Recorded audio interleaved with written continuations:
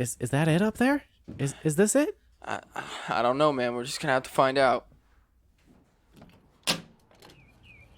Whoa. Holy shit, dude.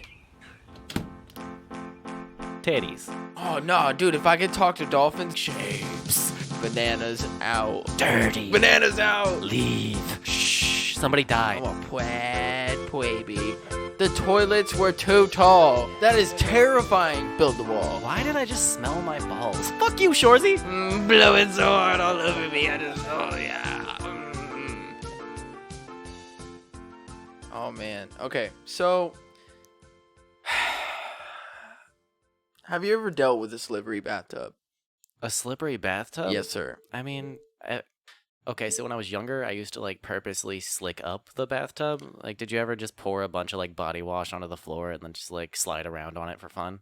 No. Or, like, borrow soap. And when I was, like, 6, I would borrow soap the entire, like, tub. And just kind of, like, slide around. And then sit on my butt and slide back and forth. Okay. Yeah. I mean, that sounds like fun, though. Yeah. When I was, like, 6, that would have been fun. Now, it would be kind of difficult. I'd get, like, a few feet forward and then have to, like, you know. Yeah, I've tried it as an adult. It's nowhere near as fun. You tried it? Yeah, I just dumped a bunch of Axe body wash into the tub and just slid around it and stood up and was like, now my butt smells good. But it wasn't as fun as I remember it being. So I got off work, right, and was like, oh, I want to, take a shower before we record. I want to be nice, fresh, and clean, feel good and everything. So fresh. So I'm, like, getting into the shower, and I, pull the curtain back, and I've got the water where I want it, and I put my right foot in, and it immediately slips. Oh, shit. It immediately slips. And so I go and, like, catch myself on the wall, and it's kind of an older, like, bathroom, so it has these, like, panels. And so you got the one that's, like, set up on the one side, and then there's a corner piece. So there's a little flap that kind of, like, sticks out. So when I put my hand up, I put the bottom of my hand up on the wall, and it kind of slid and then went into that. Oh. And so it took a chunk of my skin out of my hand, dude. Yeah, you got one of those butterfly Band-Aids on it. Hey, it was the only one that we had, and it actually works because it, like, wrapped around my pinky, and, like, just the way that it's there, it's, like, perfect. Yeah, that's the kind you'd want to use for that injury. Which is hilarious. We only had one left. Like, it was meant to be. I was meant to fall and I hit my head, too, like, on the wall. Ooh, fuck, oh, dude. yeah. But How old are you? McCain's president, right? McCain's president. Too soon? In light of recent news, yes, too soon. Just everything that's happened, yeah. Sorry. So yeah, now I got a chunk of skin, like, dangling off of my hand. Good. Yeah, it was a good start to my I got off work, it was a little stressful, and I was like, oh, I'm gonna relax in the shower, and then, bang my head up real quick. Now I completely forget that I even worked this morning and don't remember my last name, but I'm good. That's I'm good. always great. good. I'm great. Who needs a last name anyway? Dude, I know Austin, and then that's it. I don't even know my middle name anymore. I just thought about it. Thought I knew, and now I don't. Austin, middle name, thought I knew.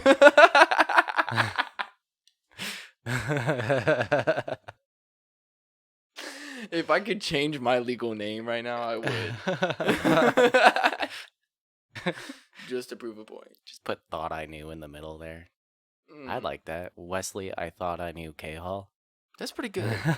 Like, it just adds a flair to your name. That does, like, roll really well. You could do, like, a weird French spelling for it, too. I thought I knew.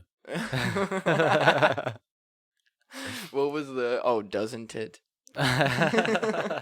There was another one I had, man, and I forget it. TD Bar? Or TD Bank? Titty Bank? Titty Bank, yeah. Titty Bank. They're like, why don't you just go to TD Bank? And they're like, Titty Bank? You're saying titty. They're like, yeah, Titty Bank. A bank where they have titties. Titty Bank. Titty Bank? No. Titty Bank. Titty Bank. Titty Bank. TD Bank. Oh, okay. TD Bank, Yeah. not Titty Bank. TD Bank. Chitty Chitty Bang Bang. Listen, I know we've already plugged this, but if you haven't listened to Leonard or watched Leonard Kenny, go watch it. You could even just put it on in the background and listen to it, and the stream Mhm. of jokes. Like you'll laugh every few seconds. Just You'll 'cause, like pop in, hear some jokes, and be like, "Oh, that was funny." You could pop right back out, and it's cool because Yeah. when you pop back in, it's just more jokes. Yep, nonstop. I had a problem, as you were saying a few moments ago, with staying up late when I like find new shows that I really like, and Letterkenny was one of them. Yeah. Definitely was late to work the next day. Oh yeah. It'll ruin your life for a short little while. Like you're just all responsibilities out the window. Luckily, they're only 6 seasons long right now, and most of the episodes are like 45 minutes, Yeah, something yeah. like that. I think they start to get shorter towards the final seasons. Like an episode I watched last night was like 26 minutes long. I was like, the fuck? Oh yeah, yeah. Some of them might be short. Yeah. I No, just that's- finished the Christmas episode, and that was fucking hilarious. Just the way Oh. Wayne calls everybody in one by one. And by the end, he's just shouting at us, "Kids! Get in here!" Bonnie McMurray. I think she's the sexiest one. Yeah, I mean, there's a reason they do that bit on the show. Oh yeah. And- Oh yeah. And I love that Wayne's Mhm. always the one. Bonnie, how are you now? He just ignores how hot she is constantly. The costume change one was like my favorite. 'Cause Yeah. Wayne was always like, "Oh, you're going here to do this and do that," Yeah. and like you said, completely avoiding the fact that she's just like, And some new whatever like occupation but slutty outfit. Like, she comes in as like a nurse at one point. "Oh my gosh, that was funny." Yeah, good show. Good times. Good times. Yeah. Speaking of good times, man, how was your birthday celebration? I mean, speaking of slipping in tubs, Speaking of tubs, I basically like I slipped in a tub so hard that I landed on my back and floated. ooh. That's not what Ooh. happened, but So, did you die though? so what That's what that sounded like. You slipped and fell in the tub, and then we all float down here. Oh. No, I mean, see that's what I meant when I said that's not exactly what happened. I was just trying to segue really well. Anyway, yeah, so my wife took me out to a float center in Powell, which is something that I've wanted to do for a long time, ever since I heard about it. And it was a really cool experience, although it was definitely weird. Like, when you walk into a place like that, you kind of have the sense that it's going to be new agey and hippy dippy, which, you know, I'm a hippie, I'm fine with that. But it Right. was like very new agey. The first thing you do when you get in there is you take off your shoes and they hand you flip flops and they ask you what size and everything. And they're like, here's size 9 flip flops. And then you're just barefoot in the lobby waiting for like 10 minutes. I can't do that. I don't like flip flops, man. I hate flip flops and I hate being barefoot around people that I don't know. Oh yeah. Yeah, so it was. I had just got new socks that day though, and I was like, yes. Okay, cool. So that made it better. Cool. Anyway, Well, this is something that I know now. For what the first time I go, I know I'm gonna have to go through this whole thing of like flip flops. yeah. Well, because it's basically like a 1 hour day spa, basically. So it got really weird at the beginning. Like the only part that I actually fully enjoyed of this whole thing was the floating part. The rest of it was just really uncomfortable and awkward. I wish they would have made it a little more just like, go float, bro. Do you think it was maybe because it was like your first experience and you don't necessarily know what you're going through, and then like your next experience would be a little bit smoother because you know like what's going to happen, and kind of that's like knowing what questions are going to be asked. You go to Yeah, the same yeah. restaurant so many times, you know what they're going to ask you, so you just automatically tell them the answer. Yeah, and this is definitely something that they do for like your first time floating or being there for the first time. Like they walk you through like a whole orientation and a tour first, which makes it that was the awkward part. So there you sit in the lobby for 10 minutes barefoot, you put on these flip-flops reluctantly, or at least I do. Me too. I'd rather just be barefoot. Yeah, same. Or have my shoes on. So then the next, you walk through like this really tight hallway, which I was like, why did they make this hallway so fucking tight? Like she's trying to give you a tour, and there's like 5 other people showed up right after me that were all brand new to it too. Oh, So it was like, jeez. now I got to take this tour with 5 strangers. They're all older, and all their feet look nicer than mine. Because like I'm a skater. I've got skater feet. Right. My feet are awful. Same. Yeah.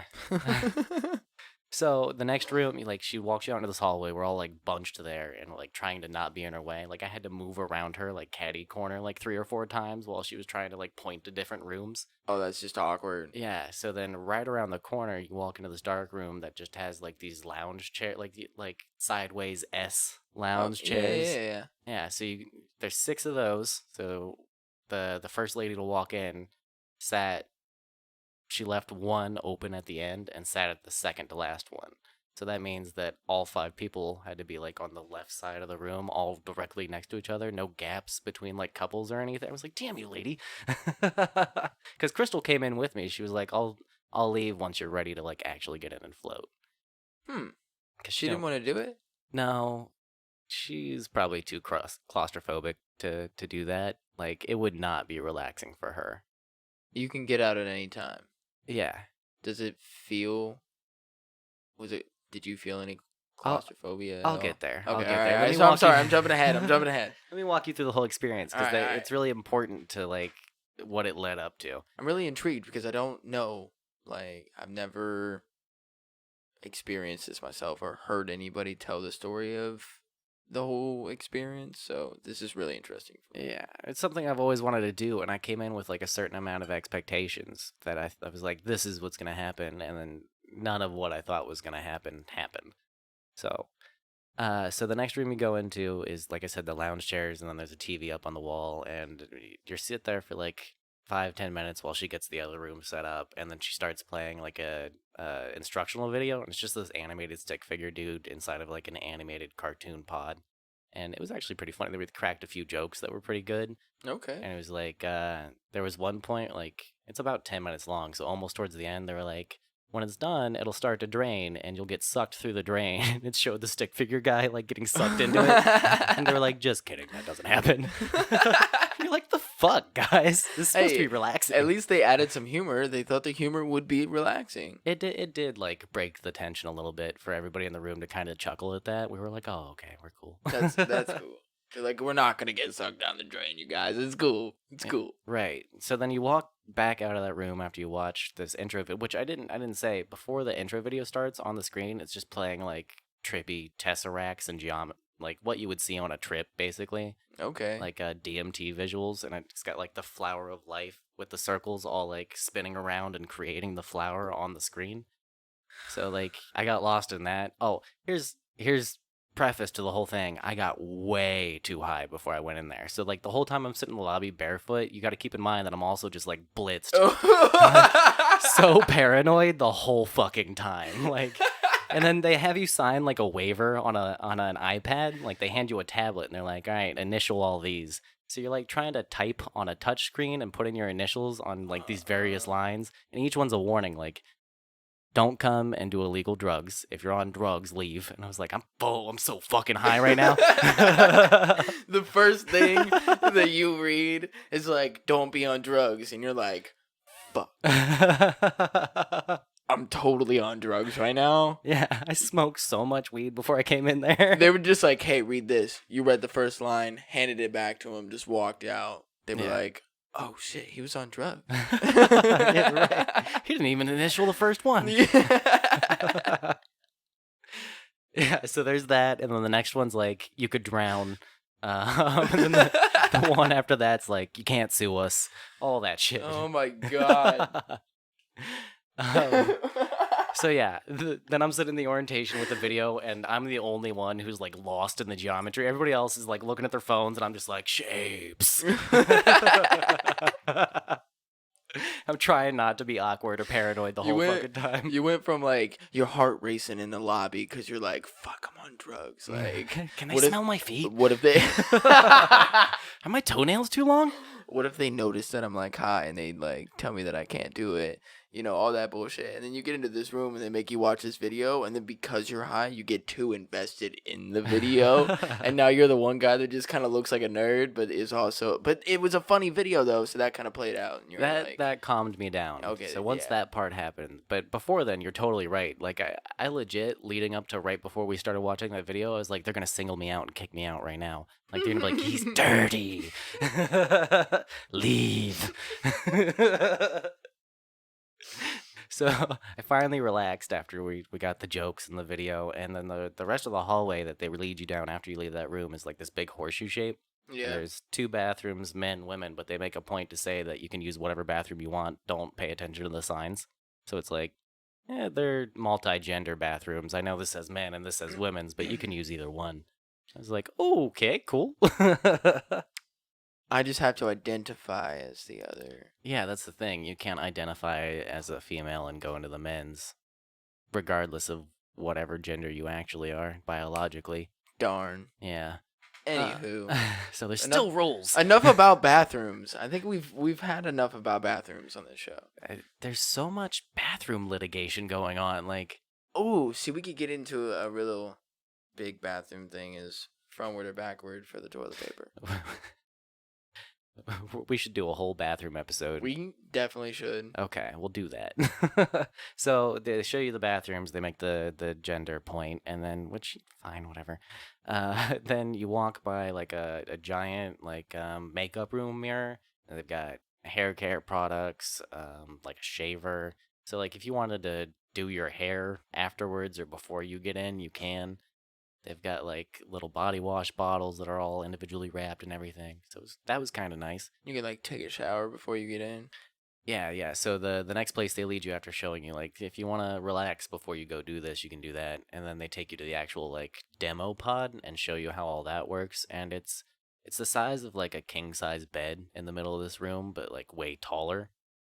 So it takes up most of the room, and in the corner there's a shower with like it was the biggest shower head I've ever seen. Like it feels like you're in like a rainstorm, like 2 foot in diameter, big shower circular Dude, I head. want one of those. Yeah, it's Dude. like standing underneath of a waterfall. Yeah, that's what Crystal said. She was like, "We need this at home." Like, Yeah. Yes. And then the pod itself is basically like I said, it's king size mattress sized, and it basically looks like the little container that holds AirPods. You know, like the little like white clamshell thingy. Yeah. It looks like that, but fucking huge. Just this big white apple thing sitting in the middle of the room. And then it's got like a clamshell lid that lifts up, and it's on a hydraulic thing, so it doesn't like lock closed or anything. It's very easy to push up and bring back down. Okay. So immediately you're like, oh, I'm not going to get trapped in this. My fiance would not like it for the simple fact of it's a big thing in the room. Like it's the center of attention. It's the big thing in the room. It's the main thing in the room. She doesn't like stuff like it. If it's 10 feet tall, yeah, she's not gonna like that.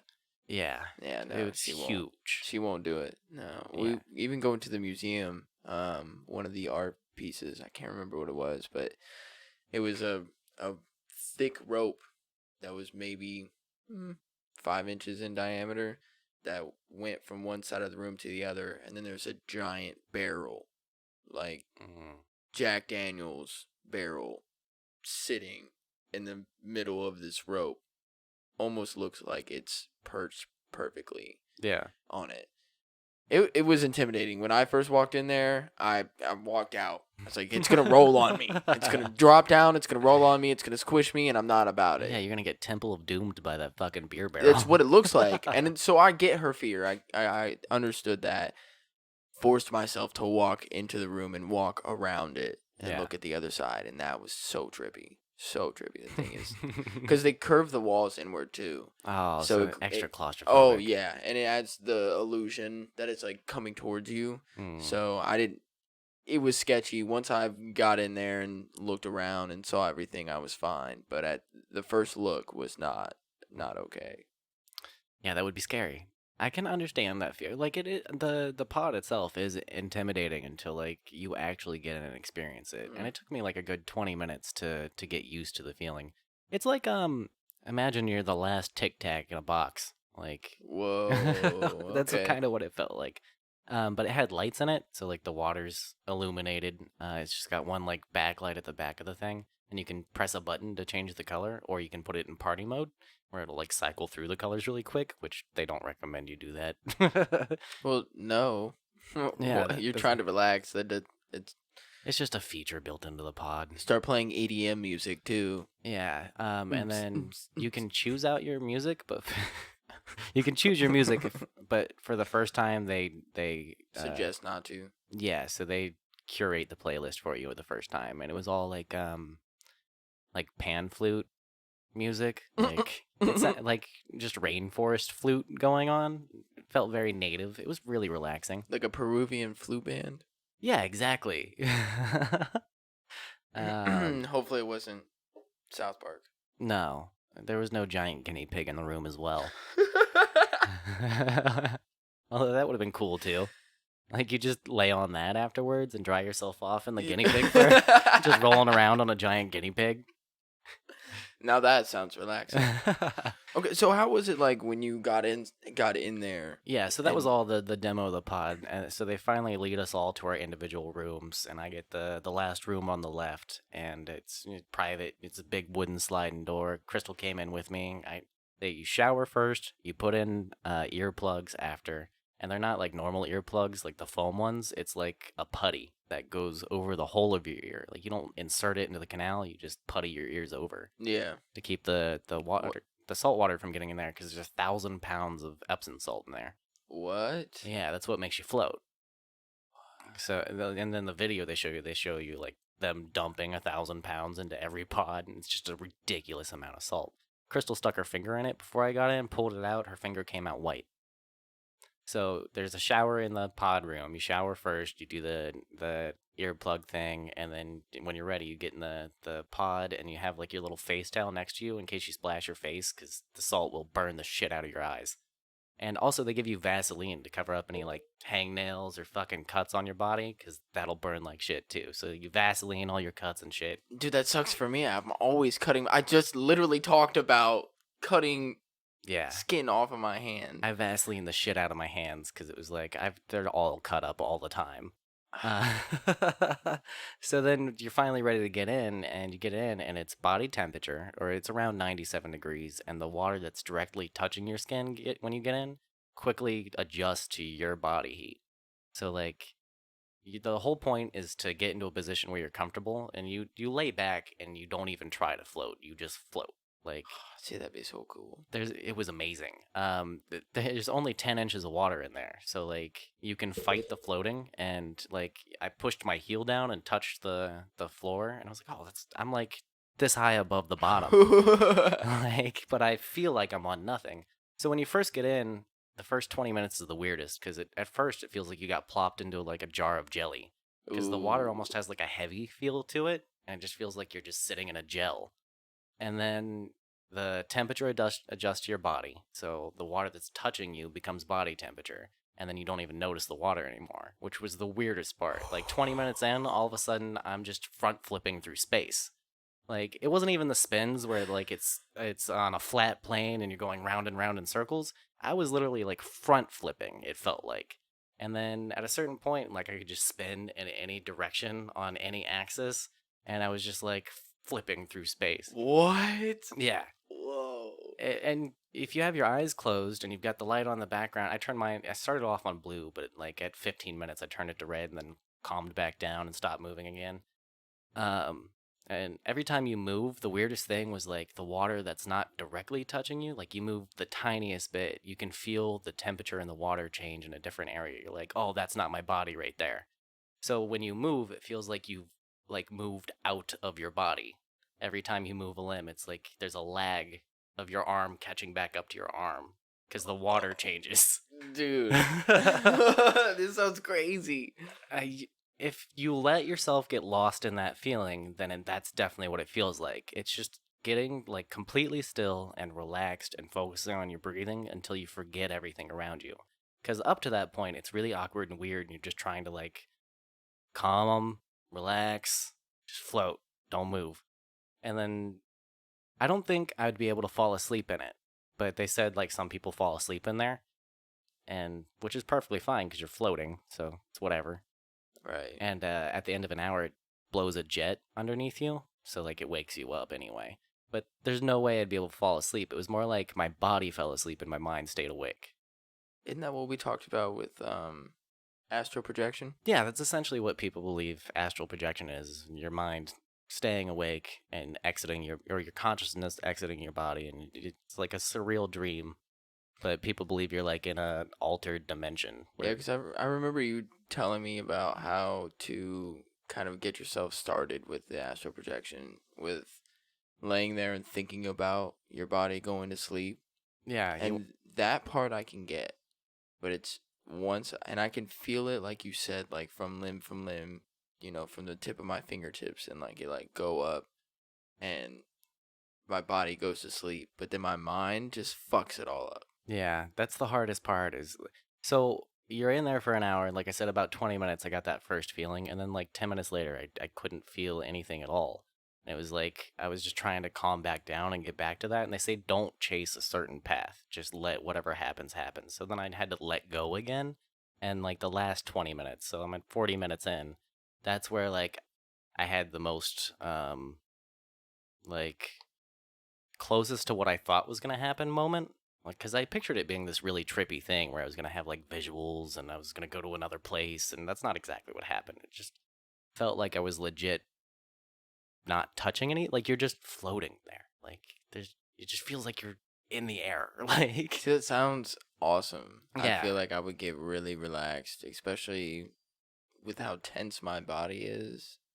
I don't stretch either, so that's an issue. you feel that at the beginning. You realize all the points in your body where you're tense because you don't like. There's no sense except for like the water temperature fluctuating every time you move. So once you stop moving, you get to a point where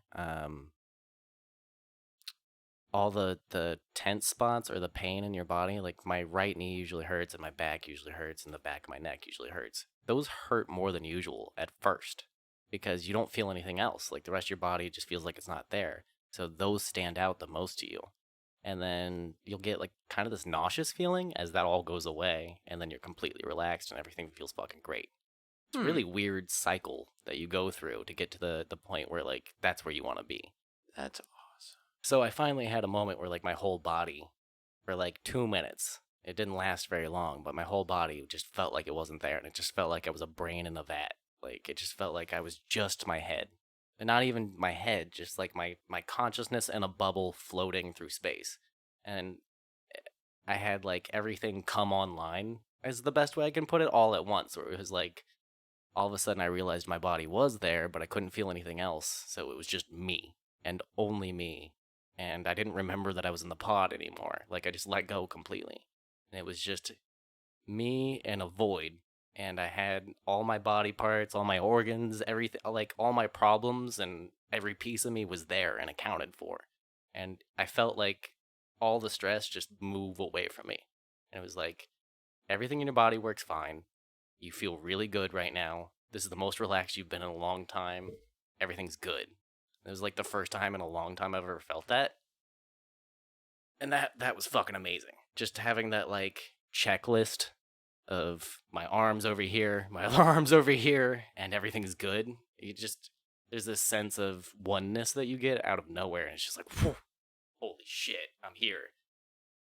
So Oh, that was the cool part. And that only lasted like 2 minutes though, and then I was back to like trying to catch that feeling. Like your mind's racing, just trying to feel it again. So it was hard to calm back down after that. But I came out of there feeling like the most relaxed I felt in a really long time. This first thing I said to Crystal was like, I feel amazing right now. holy shit, And that man. that lasted the rest of the day. Like I just felt the fucking best. I nothing could put me in a bad mood. I have to go do this. I It was have awesome. to. I have to. That sounds amazing, honestly. With all of the stress, and my mind is constantly running, even when I'm trying to go to sleep. It's one of my issues is that my mind just keeps running and running and running. I get distracted a lot. Not necessarily distracted, more I'm all over the place. It's I could be thinking about this thing at 1 second, immediately think to something else, and but be in the middle of another thought. Yeah. and it just jumps around so much, and I forget things a lot because of that, and how you can tell me to remember something, and then the next thought that I have almost becomes like the only thing that I remember, It and then just I overwrites it, and you're like, yeah that's what I meant to remember, right? yeah Yeah. yeah because I needed to remember that too, and yeah, so I feel like that would definitely help me get my mind together a little bit. Yeah, I think it'd be easy. Like that's the whole point of it. When you were talking about astral projection and trying to like get to a point where you just let go of your body and it feels like it's not there, so that you can kind of like lift off out of it. That whole idea is like where sensory deprivation tanks and float tanks came from. The guy who invented the concept, John C. Lilly, was experimenting with MDMA, acid, and dolphins, and was setting up float tanks next to dolphin tanks and trying to break the barrier between human and dolphin communication using acid and float tanks. No shit. He thought he could talk to dolphins by using these float tanks. Oh no, dude! If I could talk to dolphins doing that, I'm totally doing it. I'm He- totally doing it. I don't care. I'm doing it. yeah, so he was a researcher and a marine biologist that kind of went a little off the rails, but he invented this amazing thing where there is something to like getting rid of the senses, because then your brain tries to make up for those senses, and you get to, it's kind of like an indexing of what your brain is doing. You're like, oh, I didn't know I could do this. So I think that's what astral projection is really. It's just kind of like your brain exploring the missing of senses and trying to replace them. Ooh, I wonder what how long have these been around? I want to say they're fairly like middle 1950s at the like maybe 40s at the most. I don't remember off the top of my head. Have they done studies on them? Yeah, there's been a bunch of studies done as far as like stress reduction and helping depression and anxiety and all that stuff. That stuff's all proven. Like it is good for your body to meditate or to set out time to relax, just in general. I Mm-hmm. think float tanks are really good for that because it cuts out like the most major sense of all is just feeling everything around you. So once you get rid of that, then it makes the astral projection or the leaving of your stress behind way easier because you don't have to deal with like trying to consciously shut down like from the fingertips up to the top of my shoulder. It's more just it does that automatically for you, so you don't have to worry about it once you settle in enough. That sounds awesome. It Yeah. sounds amazing. I've seen the one that's up at Easton and thought about going to it and just haven't done it yet. And where did you go? It was in Powell off of like Sawmill Parkway and Sawmill. Like if you go up towards where Porky's is. Okay. Yeah. Okay. Um or like it's pretty close to the Powell skate park actually. It's 5 minutes around the corner from the skate park. Oh yeah. Um I had my relaxation almost instantly broke. Like it didn't ruin it completely, but right after I so you get out and then you shower again because you're covered in salt. It doesn't take much to get it off. Like I had it all in my hair, but I just took like a 5 minute rinse shower and it was good. Oh yeah. And then you dump off your towels and shit in the hamper outside, and then you walk out into like a relaxation room where they've got tea, they've got fruit infused water, and they have an oxygen bar, which I'd never done an oxygen bar, so I was like, the fuck is that? Let's try this. And because it was my first time, I got to do it free. I was like, why not? So I forget what they're called, but the thing that like goes over your ear, like glasses, and it's like a hose, and then it's got the things that go into your Yeah. nose, like an oxygen tube, Yeah. basically. Yeah. Yeah. Yeah. So you put that on, and it makes you feel like you're in a hospital all of a fucking sudden. Yeah. And for the people that don't know, Wes does not like I hospitals. hate hospitals. He does not like them at all, No, I don't go. So the lady's as like, we've figured out. the lady's like, do you wanna do the oxygen bar? And I'm like, sure, I've never done that before. And she's like, have you ever worn an oxygen hose before? And I was like, no. So she's like, okay, so you put them on over your ears like glasses. I'm just holding it in my fucking nose trying to figure it out, and I couldn't like get it to hang right. So she's like, helping me do it. I'm like, fucking get off me! I'm so relaxed right now. I don't want your help. I can figure it out. I'm relaxed, okay? I'm not going to get stressed out over trying to figure this out. So just give me some time and I can do this. Yeah, yeah. I'm like the most politely swatting her away as I can, like. So then I'm sitting there like I'm one of the first ones out. Like, I guess I just showered quick at the end, or people people wanted to hang out in there longer. But once that jet comes on, it's like that's your cue to get out, or they're gonna charge you more.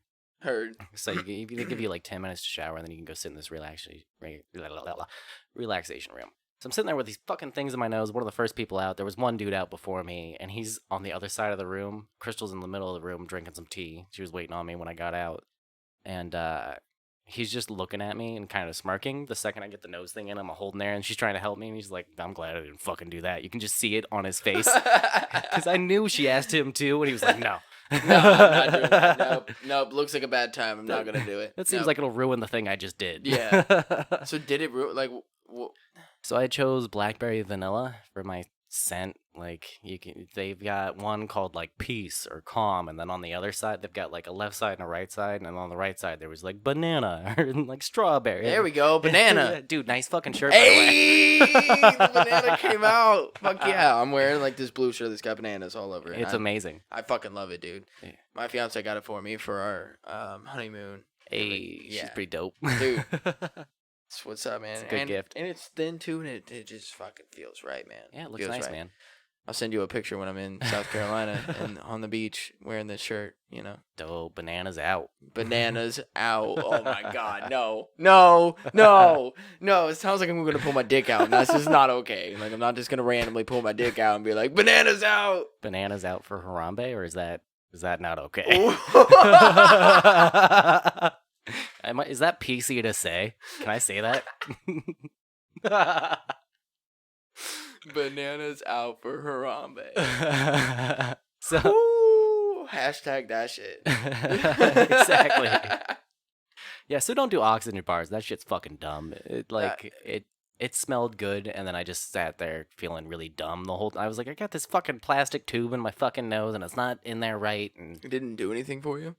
I mean, there's supposed to be like pure oxygen with the scent being pumped through, but it was like, I can breathe. I don't need this. There you go. Maybe like I get when they put them in like a bar, like they have a lot of them in like Vegas and stuff at the casinos and the bars, and it's like, well, there's people smoking. There's weird smells. There's a bunch of body odor. Like I could get wanting some like fresh air without having to go outside. That makes sense. But I just sat in a fucking float tank for an hour. I don't need fresh air. I'm good.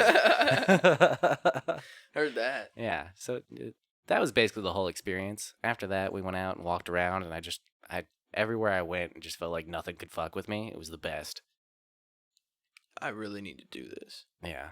Really need to do this. And then today, this was yesterday that I did all this. Today, that wore off, and before I came over here, I was shaking. Because I was going to kill my fucking kids. I need to float more often, being a dad. It's rough, man. No shit. What were they doing? Just being kids?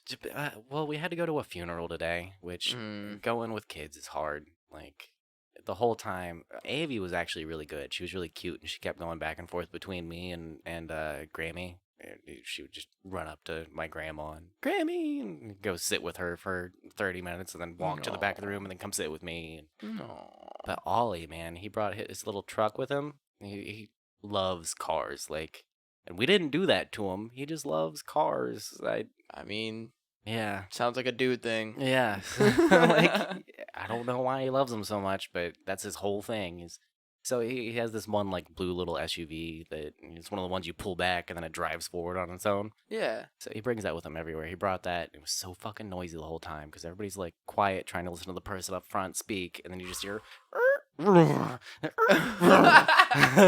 from the back, and then every like few seconds he go blah blah blah blah blah, daddy blah. It's like, dude, shh, somebody died. That's your fucking great grandma up there.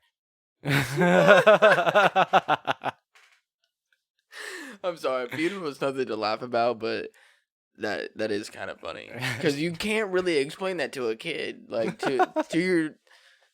Yeah, no, he's just not gonna get it. He's just not gonna get it. He's gonna be like, what? His thing when you shush him too, like if you put your finger up to your mouth and go shh, he just does it back to you, louder.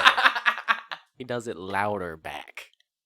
You go shh, and he goes shh, daddy shh. And you're like, dude. It's like the game of penis, you know? Yeah. You'd start off soft and just get louder. That's what he thinks this game is. He flipped it around on you. He's over there going, penis. Shh.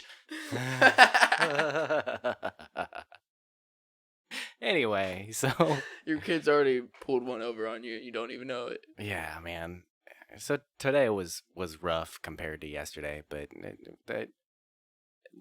my great grandparents, they both passed within like a week and a half of each other. So we went to my great grandmother's funeral today, and I think it's a good thing that they passed so close to each other, and they lived to be fairly old, and had a long, full life. Like they both lived really good lives. So it's sad in its own way, but it's the least sad it could be, and it felt good having kids there, even though they're a pain in the ass. It's comforting to have a little completely innocent 2-year-old in your lap while you're trying to deal with something that emotional. Kind of breaks you. Yeah, You you know, have from moments where you can everything. just look down at him and chuckle to yourself, and then look back up at what's going on. Yeah. I'm sorry for your losses, man. And like I said, man, I thank you, and it's okay because they had good long lives, and That's always the best yeah, outcome that could happen. So it's always nice when something like that. That's what I hope for myself and a lot of the people around me. So we just live out until as long as we can until it's like a natural thing. You yeah, know, I don't want to. I would hate to go in like a car accident because like your son, I love cars, and so it would just be horrible for me. hmm Like, oh, I don't know, because I did always say if I died in a racing car accident, then you would know that I was happy because I love racing cars. yeah. So Die doing what you love. yeah, oh yeah, Yeah. yeah. See, that'd be one of my ways to go. Those are the two best options, like old age in your sleep, Or or die die doing doing something you love. yeah. If I die doing a fucking trick on some vert ramp, it's fucking good. Like that's all I want. I'll make sure that everybody knows too. Yeah. Like he died doing what he loved and what the fuck he's good at too. We got it on tape now, so you know. Hey, heard that. Man, I do think about that's one of my problems is thinking about my own funeral too much.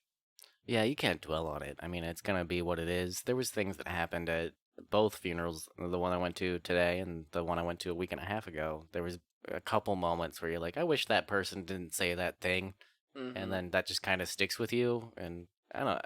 I'm of the personal belief that when you're dead, you're dead. You're not gonna know. So, uh, to each their own. But I don't think I'm gonna care that much what people say about me afterwards.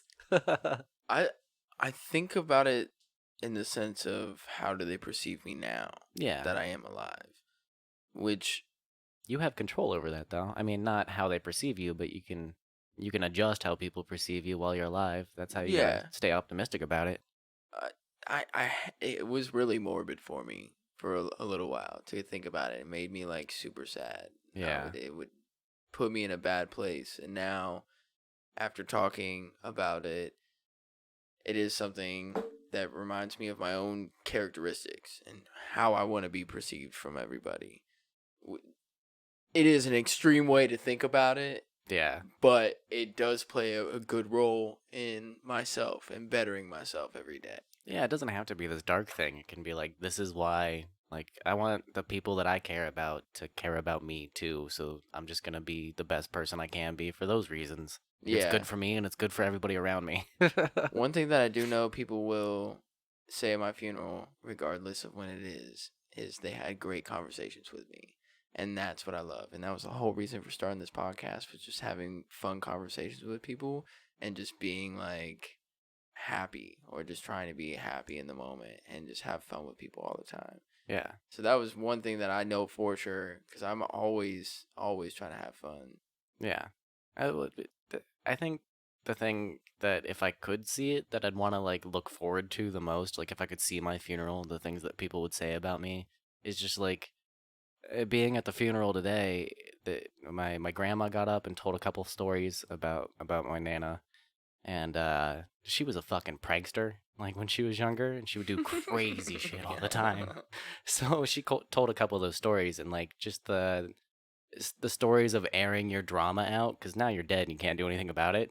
Right. It's so funny, and I can't like if I could see that, that's what I'd want to see is the goofy things that I did being told in front of a crowd of people that I loved, and they're all laughing about it. Yeah, yeah, yeah. There's a couple moments at the funeral where like my nana one time when she was working for the state, she worked in the clerk's office, and there was a woman there that she didn't like, and she went out into the state house grass out front and found a bunch of crickets, and she stole this lady's purse off her desk, walked out there onto the front lawn, gathered up like 30 crickets into the purse, and then brought it back inside and put it back on the desk. And just waited for this lady to find her fucking cricket filled purse. First of all, they knew that it was her because the crickets pooped all over her hands. I know this because I used to do the same thing in the back of Cata. Used to live over by Cata off of Hamilton. Yeah, yeah. So in that back there was that big field, and they'd let us go and play in there and all. I'd always catch crickets, and they'd poop in my hand. Yep. That's how they found out who did it. Probably. I mean, she didn't tell that part of the story, but obviously we know about it somehow. Yeah. So.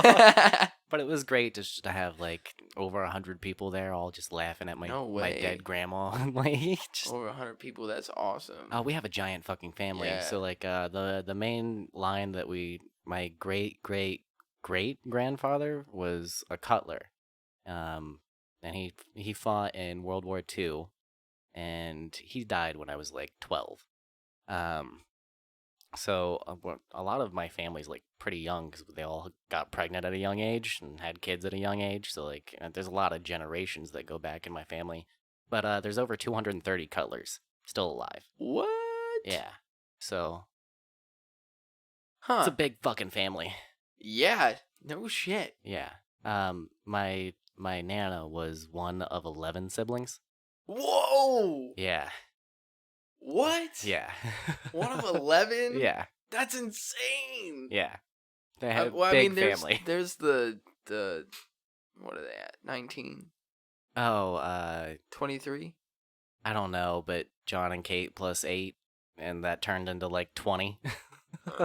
Those people? No. Or Octomom? Or... No. It wasn't John and Kate, because... That's the last one I remember. That's around when I stopped watching VH1. They just had 8. I'm pretty sure they didn't have any more kids. There was another family that was like... Yeah, I can't remember. But there was another family. I know they were in like 19, pushing 20 Goddamn. kids. You can, at that point. You can do that at that point. Once you have that many kids, you can continue to keep having kids as long as you can, because you want to know why?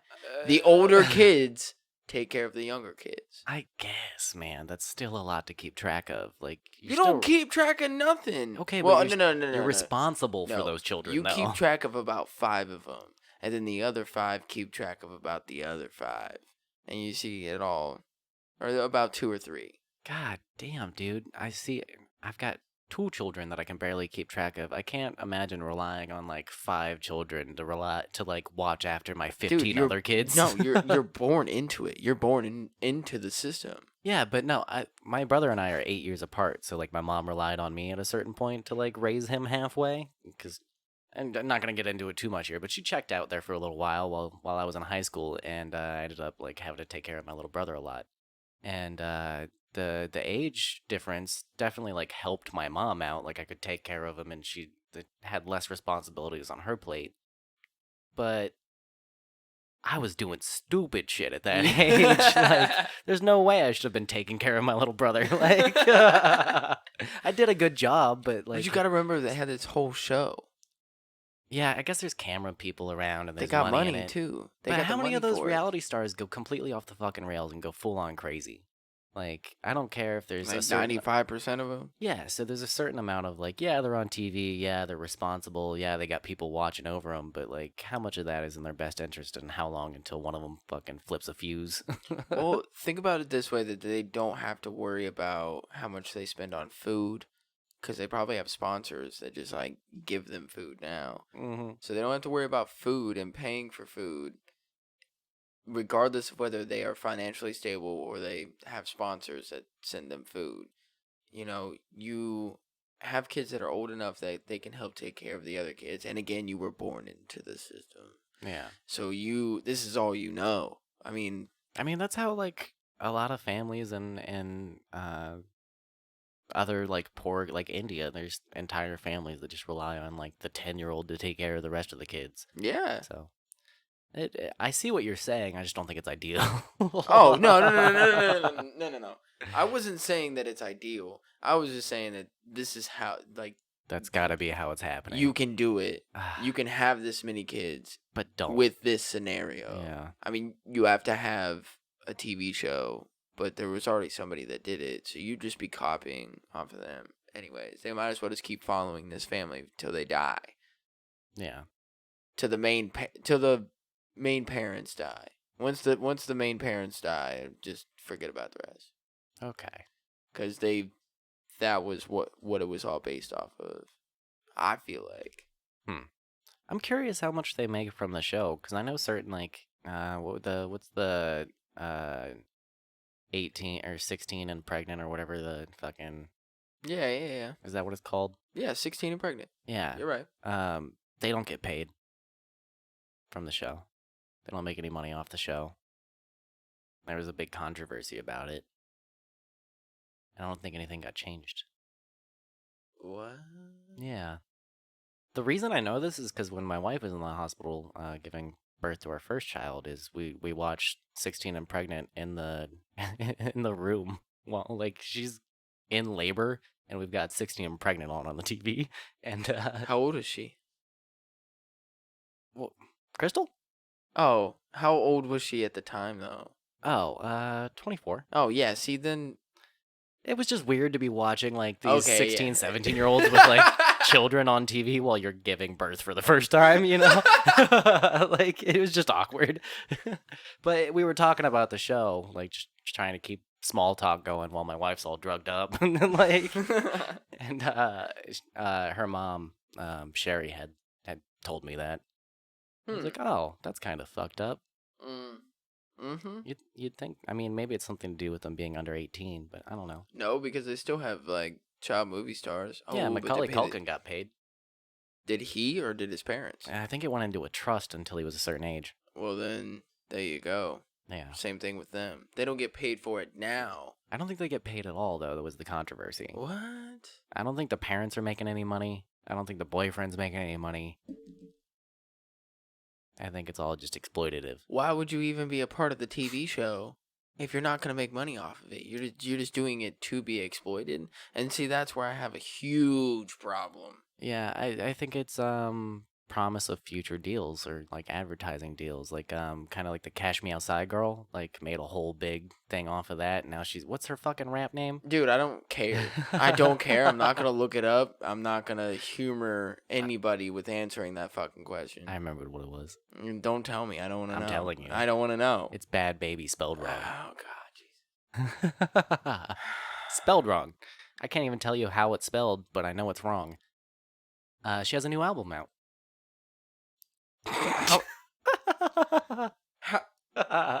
How many songs are on the album? Fucking. I have it on my Google Play actually. You have the album on. Oh my god. It was out of curiosity. You have the album on your. It was out of curiosity. You saved it to your phone. She's a cultural phenomenon. Oh yeah. You can fucking cash me outside, motherfucker. Cultural phenomenon, my ass. You can cash. I'm sorry about all the F words, guys. I'm trying. Fuck.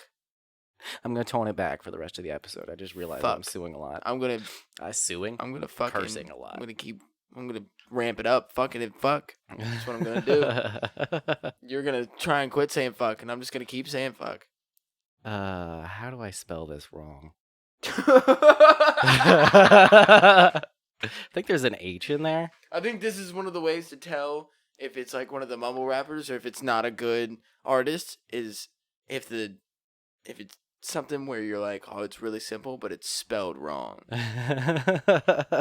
Is it Bad Baby or Bad Barbie? Baby. Bad Baby. BHADBHABIE. The album is 15. What it's called. It came out end of last year. It's 15 songs. 15 songs. It's a full album. 15 songs. No, you got me fucked up. And she's got an this is even newer. She's got a single out featuring Kodak Black. from this year. It's called Bestie featuring Kodak. Dude, you got me fucked up. Dude, you should try listening to some of it. Oh man, see now. No way. We always end up going down the worst tangents. The worst. You got me looking up Bad Baby with Kodak Black. I will humor you at least a little bit. I haven't heard this one, so I'm curious. How was it fucking spelled? BHAD. So Bahad. And then Bahabi. BHABIE. Did Stewie figure your name out for you? Is that what happened? Were you sitting there one night and you were watching Family Guy and you saw the Cool Whip episode and you were like, Pwad, Pwabby. You're such a Pwabby. That's what I am. Cash me outside. How about that? That's exactly what happened while she was eating some Cool Whip. You gotta be fucking kidding me. 13 million views and it was posted 3 weeks ago. Dude. See, that's what I'm saying. She's cultural phenomenon, man. I don't care if it's bad. I don't give a fuck whether you're a fucking cultural. I don't care if it's bad. She's out there, man, making up money. She got your rent in her shoes. That's the other girl. I'm mixing up Instagram retard, or I can't say that word anymore. Caught myself there. I don't know if it's gonna come through the. What would you call her though? What is that? Is she an influencer? Oh my god! I'm gonna have to fix the levels on that one.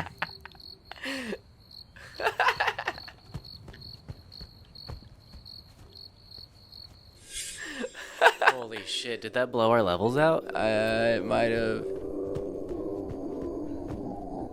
Yeah, it did. Oh, I can't hear anything now. I can't hear anything now either. I can only hear that. I need to be, people I need to see, Whoa. What's going on here? I guess I'm not gonna make it to bingo.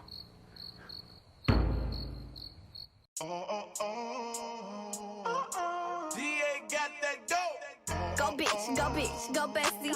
Can't fuck with these hoes cause they messy. Go bitch, go bestie. Can't fuck with these hoes cause they messy. Go bestie.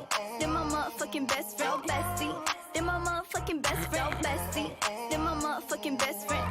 Then my what? Then my motherfucking best friend. Am I wetter than my motherfucking friend? Is that what she just said? For me.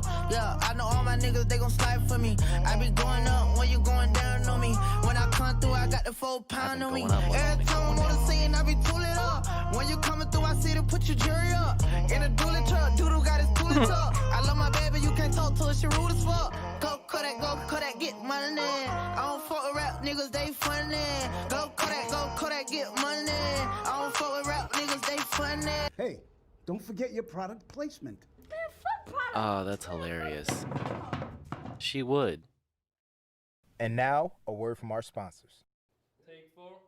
Copycat Cosmetics eyeshadow The palette. fuck? It is just so That wasn't pretty. enough of an It's intro to the like song for her to be doing this. Okay, and then we have this pothead CBD oil. Bro, it's literally an advertisement. Swear to God. You mean like there's an ad in the video? Oh my Swear on everything, fucking dude. God. She's literally doing product placement. It is not a joke. And they're just so nice. Fashion Nova? And look, even she's like, why the fuck am I doing this? Go bitch, go And then it just bitch, hops go back bestie. into that verse that Can't hadn't fuck with these completed hoes itself 'cause they yet. messy. Go bitch, go bestie. Can't fuck with That's all these she hoes said 'cause so they far, messy. and then Go Kodak bestie. rapped. Then my motherfucking Well, I'm best waiting on friend. her verse. I want to hear Then that. my motherfucking best friend. Go bestie. Then my motherfucking best friend. Then my what? Then my motherfucking best friend. Go best friend, that's my best friend. That's my main bitch, that's my fucking best friend. This If you goes got a out to you, problem, then bud. we got a problem. You're my best If friend. she got a problem, then you got a problem. Fucking cheers to that, mate. Fucking cheers to that. My best friend, that's my fucking bestie. Can't fuck with you hoes cause you messy. Put up to the party, I got everybody lit. I could brag about my best friends, everybody rich. Double dashing with the money, I be playing with the bands. Breaking bag, fashion of a Cartier No, on the list. so over Every this. time we pull She up, could it's break up with the pissed best off. friends, but they're all Make the fucking whole rich, she club says. jump like crisscross. What does that even I'm a mean? bad bitch, I don't pop know. it like lip gloss. We be Not your blowing best big friends ass if you're like, I like could just Rick break Ross. up with them. Go bitch, go bestie. Can't fuck with these hoes. Hey, if we ever fucking make it, bro, and like we come out to like music at any point for like any event or anything like that, we're coming out to this song, bro. I swear to God, I don't This care. is our song from now I don't on? care. We're gonna talk to her. I want to talk to her. I want to sit down and have a conversation with the Catch Me Outside. I think I've beat around the bush of talking shit about her enough that she probably wouldn't be into it. What's her real name? Danielle Bragoli. Something like Yeah, that. there it is on the YouTube video. I think the way she just shot into our culture is very like, and Dr. Phil bringing her to us. Like, I think that's all very interesting. I think it's super interesting, actually. I really, really enjoy the fact that she is doing this because I don't agree with it. And so that's Yeah. why I want to sit down and talk with her. Yeah. And I want to be like, how does your brain work? Because right now, I don't think she's an intelligent person. And I don't want to think about that about anybody. But I don't talk to her when she is just being her. But this could be exactly who she is. Yeah, on if a what regular- she's portraying is what her personality actually is, then I don't like that. I mean, but if you would sit down and have a conversation with her, it could be different. yeah, I mean, never I've know. seen interviews with her. She's been on several like morning shows and done like other Dr. Phil spots and stuff, and like she's got her own YouTube channel and stuff, and she's got an Instagram presence, so you can watch like videos of her. But it's hard to tell if those are all performance and those are all the same character, or if that's just how she is. I'd probably say that she's performing a lot, but to be that type of performer, you have to be a certain type of person to begin with. This is true. Yeah. This is definitely true. I just think it's crazy that we're at this point to where that can exist and people are like buying the album, and I mean it's in my Google Play.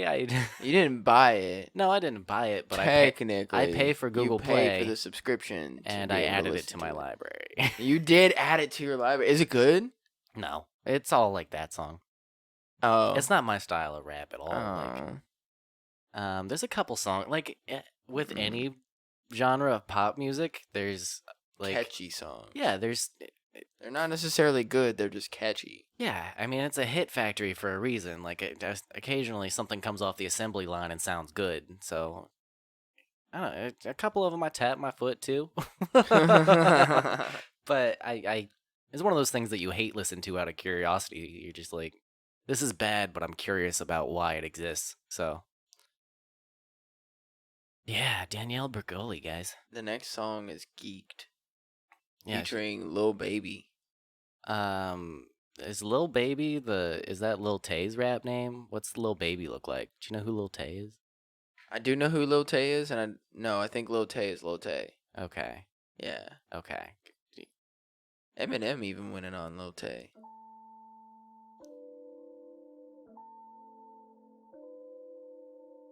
Did you hear that? I think like CPS or something got involved with her because like the mom and the brother were coercing her to do it.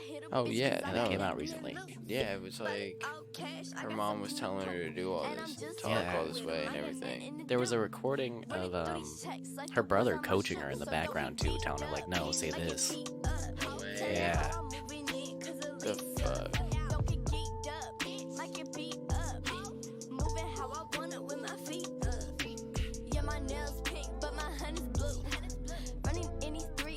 If we want to do this, we just gotta like end every other line with bitch or ho. I mean, that is okay. See, that's one of my issues with a lot of this new age music, and new age rap and hip hop music is it's constantly ending. One of my issues is with like the N word. Yeah. I get it. More power to you.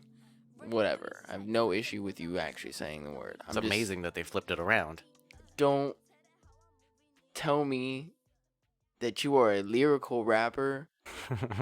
If that's the most you can rhyme, is just saying whatever you want and then putting the same word at the end of the sentence or at the end of the rhyme, and that's what you're rhyming everything with. That is not a rhyme scheme. A super easy to rhyme with word too. Like how much rhymes with ho? Like you can go into it. I just accidentally rhymed right there. I didn't even mean to. I kicked the hoe out the dough. I mean, that's a basic line, and she said it already. Yeah. And that's her whole rhyme scheme. She's not A B or anything like that. She's just using the same words over and over again. I didn't It's even frustrating. think about rhyme schemes in that sense until I want to say like maybe a year or two ago, where if somebody had finally said something to me where like hit me, and I was like, oh, A B B A B A B Yeah. A B B A. ABBA. And I was like, whoa, that makes total sense now. Still can't do. I can't freestyle. I can't like. I wish I could. I wish I could freestyle. I wish I could rap. I can copy. That is really easy. Like Yeah. I love listening to songs so much that I learn the lyrics without ever having to look the lyrics up. Yeah, you're definitely a good mimic when it comes to that stuff. Like, I- you'll memorize entire songs. I'm like, how the fuck did you do that? I love it, dude. It's not one of my skills. I listen to it so much that when I find a song that I like, I listen to it till I know the song. Larry and His Flask. Oh, yeah. I know a lot of their songs, By too, the though. Lamplight, pretty much that whole album, I can play it from start to finish and sing along the whole time. Yeah. The whole time. Like, when we're going to our honeymoon, I know I'm going to throw it on at some point when I'm starting to get a little tired from driving. So I can wake myself up because I know I'm going to want to sing along to it. Yeah. That's a great album. Another shout out, like, if you guys haven't heard of Larry and His Flask, I told Austin about them a couple years ago, and it's a great band. Fucking love them. Dude, it's would you say like a modern folk? Yeah, so they started out as like a metal band and then just progressed into like I call them like folk punk. Like it's Yeah. not quite like crusty folk punk like Rail Yard Ghost or anything like that where you think of like hobos playing punk music. It's more like bluegrass with an edge to it. Like it's really good. We could play something, right? uh I mean, we're a podcast. It doesn't really fucking matter what we do. We could but- do like We can do at least 20, 30 seconds and probably won't get dinged by iTunes for it. It'll be okay. Yeah. See, we should just like plug one in like right here, just like one of their songs. We should just What song do you want to do? I'll plug it in right here. barley wine bump. Yeah, okay. That's I one of my love it. favorites too. Yes. Do you want the beginning where it's got like the and then he's like it's got the horns and everything and then it comes in with the guy who doesn't usually sing but I love his fucking voice. That guy. Do you want me to start there or do you want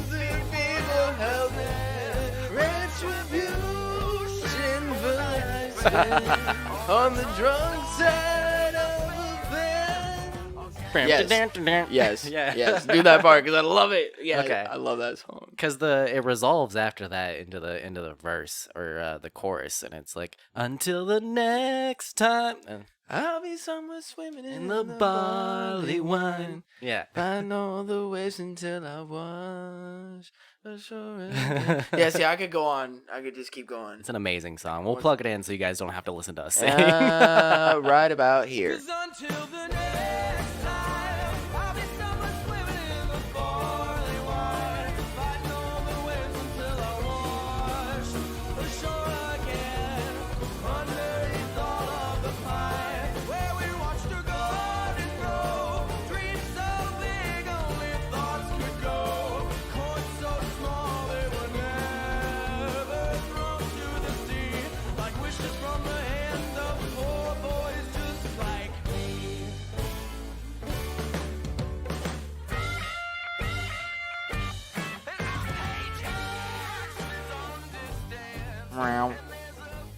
She's just waiting for any sign of weakness. She's gonna slip one in between your ribs, man. Just twist it. I definitely watch my back around your wife. Okay, definitely watch my back. Don't mess with her. When we were recording at your house, and she'd walk behind me, I'm like looking around, my head's on the swivel. I'm just like looking at her watching, and we're like talking. I'm like, yeah, She ain't getting me today. What's funny for me when those recording sessions happen is watching you like swivel around the room as she walks and watching you watch her because like early relationship that's what I was like. I was like I can't trust a thing she does.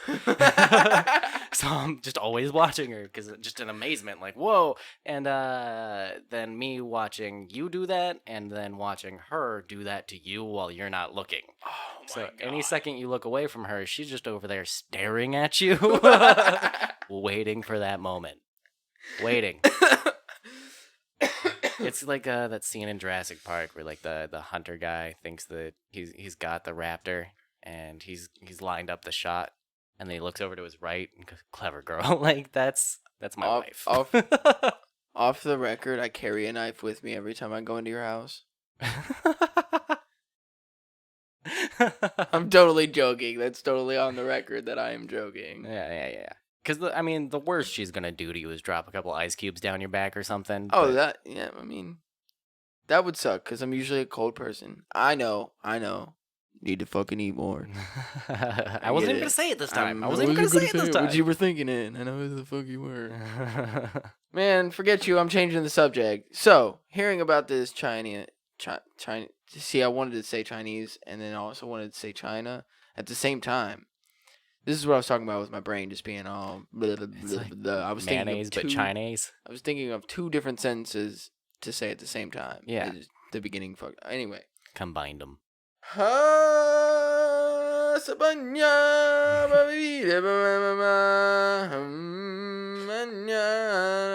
that how that goes? I always do bit of beat, bit of ba at the end. Like it's a bit of beat and a bit of ba.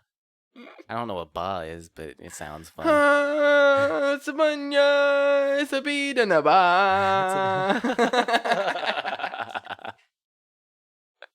I don't know what they're saying. Like, never Googled the lyrics before, so Oh, I'm gonna learn it, you guys. Just wait till the next episode. it's a bit and a ba. What I meant to say was this China credit system. Yeah, I've been calling it Sesame Credit because I like that better. That's the original term that when all the articles started coming out about it, they were calling it that. But it's just their social credit system. It's a crazy social credit system, though. Yeah. So our credit system is all financial based. Like, did you take out a loan and not pay it back? Are you paying your bills on time? What's your overall like trustworthiness with your money? And that's what we decide a lot of those factors on. Like, can you get a car? Can you get this certain level of house? They are going social with it.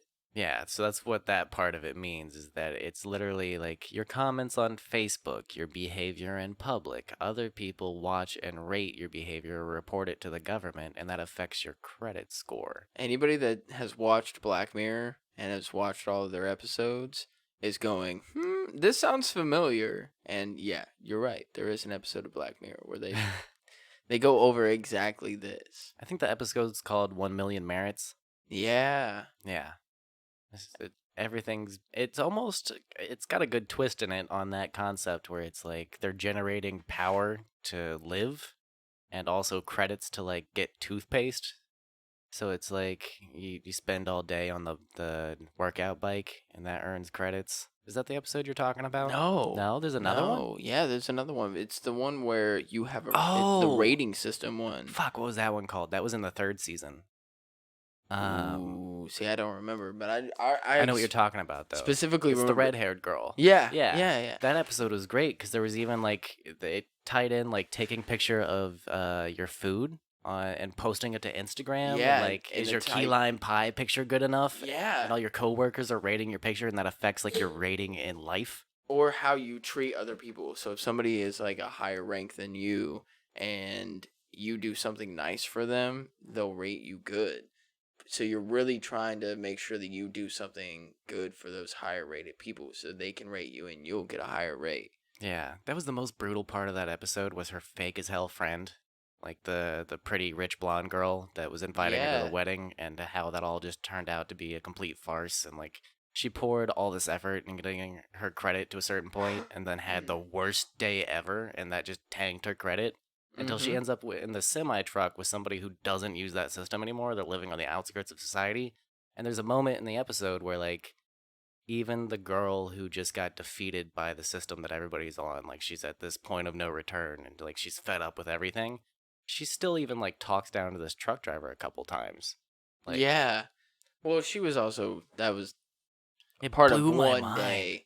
Part of one day. You're not going to break patterns that quickly. Yeah, Even though you just had the worst day of your life, you're still going to continue with those patterns because that's what you've been training yourself to do, especially if they have a rating system. You know, 1 being the worst, 10 being the best. Yeah. Well, I guess nothing. There would was be that the one dude worst. who couldn't even come into work because his rating dropped below like a 4 or whatever. Oh, and he can't even go to work He now. couldn't even get in the door. Like, he scanned, because there was a thing where you had to have a certain, like, star level to get into certain places. So you scan your little phone thing at the door, and if you're below a certain level, you don't get to come in.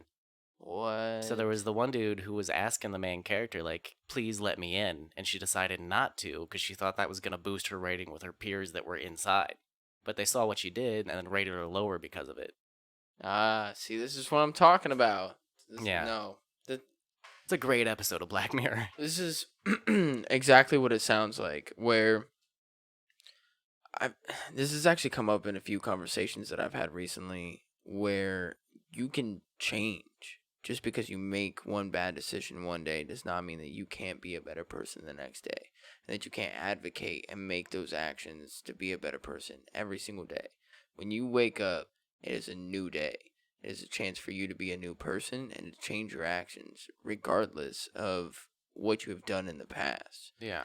People will still reflect on that and will judge you upon that. But as long as you continuously do better day to day, people will notice that and eventually come back to you. My whole point was you can't base your entire life, and that's almost like what they're going to do, is base your whole life. Like, if I have a bad breakup and now my credit score goes down, well, that has nothing to do with why is it going that way? Why is it becoming a social thing? Well, Now that's what does that credit score play into in your life? pretty much everything. So it'll be the same as like getting a home loan, but also I think they're going as far as like I've got an article on it pulled up here. So if you guys want to read, this is a really in-depth article from Wired. The article itself is The Complicated Truth About China's Social Credit System. It's on wired.com. So first line in this article, it says China's social credit system has been compared to Black Mirror, Big Brother, and every other dystopian future sci-fi writers can think up.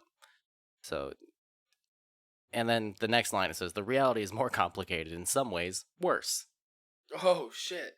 because it's real. It's more than just like what we can come up with in fantasy and sci-fi. It's like this is going to actually affect people's lives. So let me get to the part where they're talking about. Oh, I see this going so badly, man. This was introduced as an opt-in thing back in 2014. So the government proposed it to its people, and they had the decision then to opt in as like early adopters. So you could say, yeah, I want to be part of the social credit system. And then the plan was to have it fully in place by 2022, I want to say. I'm sure it's somewhere in this article. I'll find it and correct it if I'm wrong. But yeah, once they fully implement it, everybody's going to be in on it. And it's, if you say the wrong thing to your boss, it affects your score, your social credit score. And you have to be at certain levels, just like if you're below a 400 in America, you've got the worst credit ever and you can't get any loan anywhere. Like, but I'm not sure what all it affects as far as the social thing. That's what I'm trying to get in the article. I would have the worst credit score, man.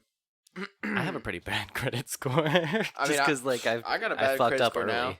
But I'm Yeah. just saying, if that was the case and it went off my social interactions, especially with my boss or boss is, Yeah, if it was based on like I had a bad day and flipped out on somebody, I'd be screwed. but would it be if they only reported it? Like, how would they know that I had that bad day? Are they listening to my to every conversation, or is it a rating off of what my boss says? Here's the thing with China's government, and some of this is a little bit speculation, but a lot of it's confirmed, and this is just stuff that I've read in the past, and I'm trying to remember off the top of my head right now. But I know for a fact that China has a lot of its hands in a lot of the businesses that are there. So like they have kind of a free market system in China and Japan, but it's all overseen by the government in a weird way.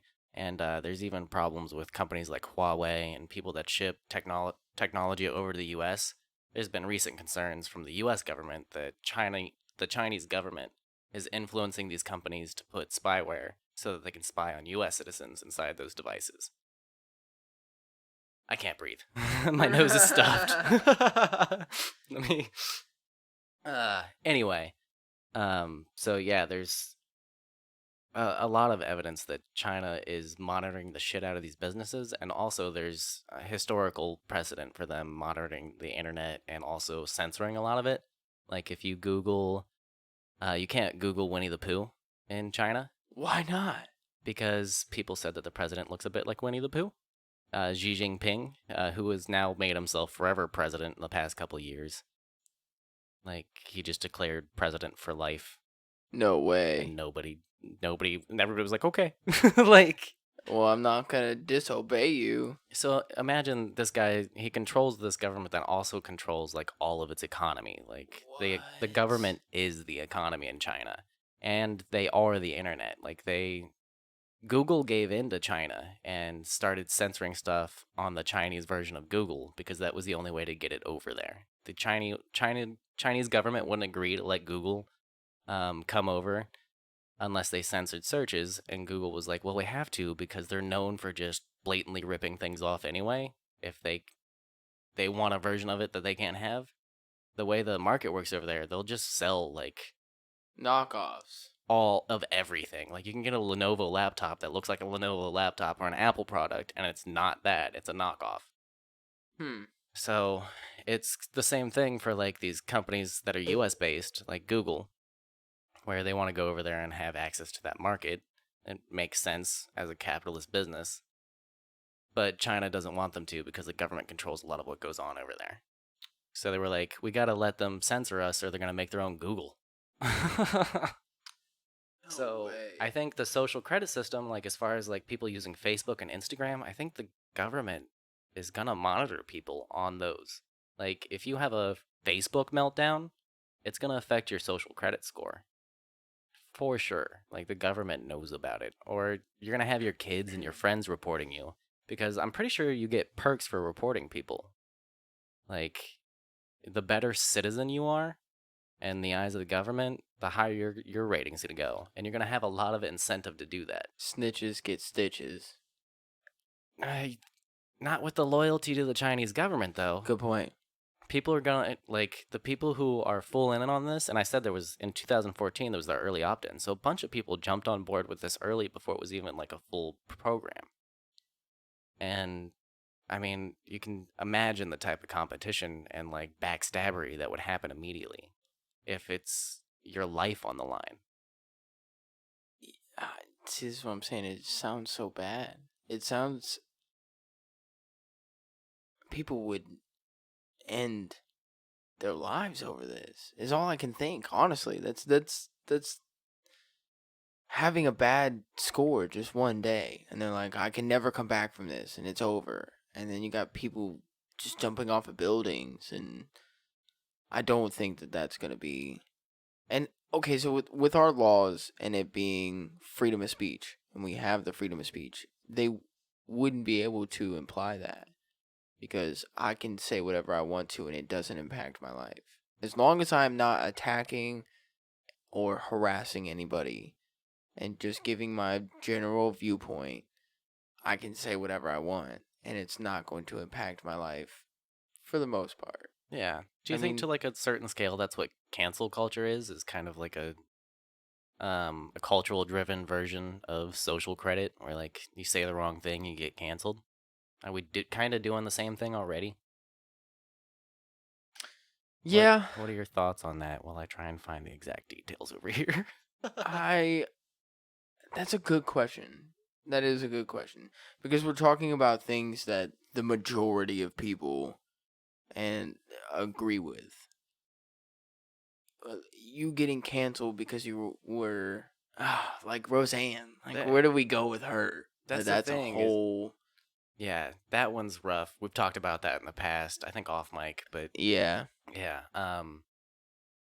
A lot of it's just happening to famous people right now too. Like, I'm not very worried that we're gonna get canceled for anything we say on this podcast until, until What do we you- get big enough. I don't think Even- anybody's gonna give a shit what we say. Even then.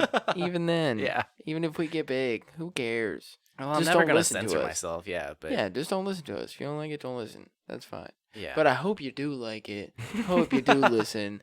I hope you follow us on Instagram at Blue Skies Pod. Nice plug. Like us on Facebook. And check out the Discord server.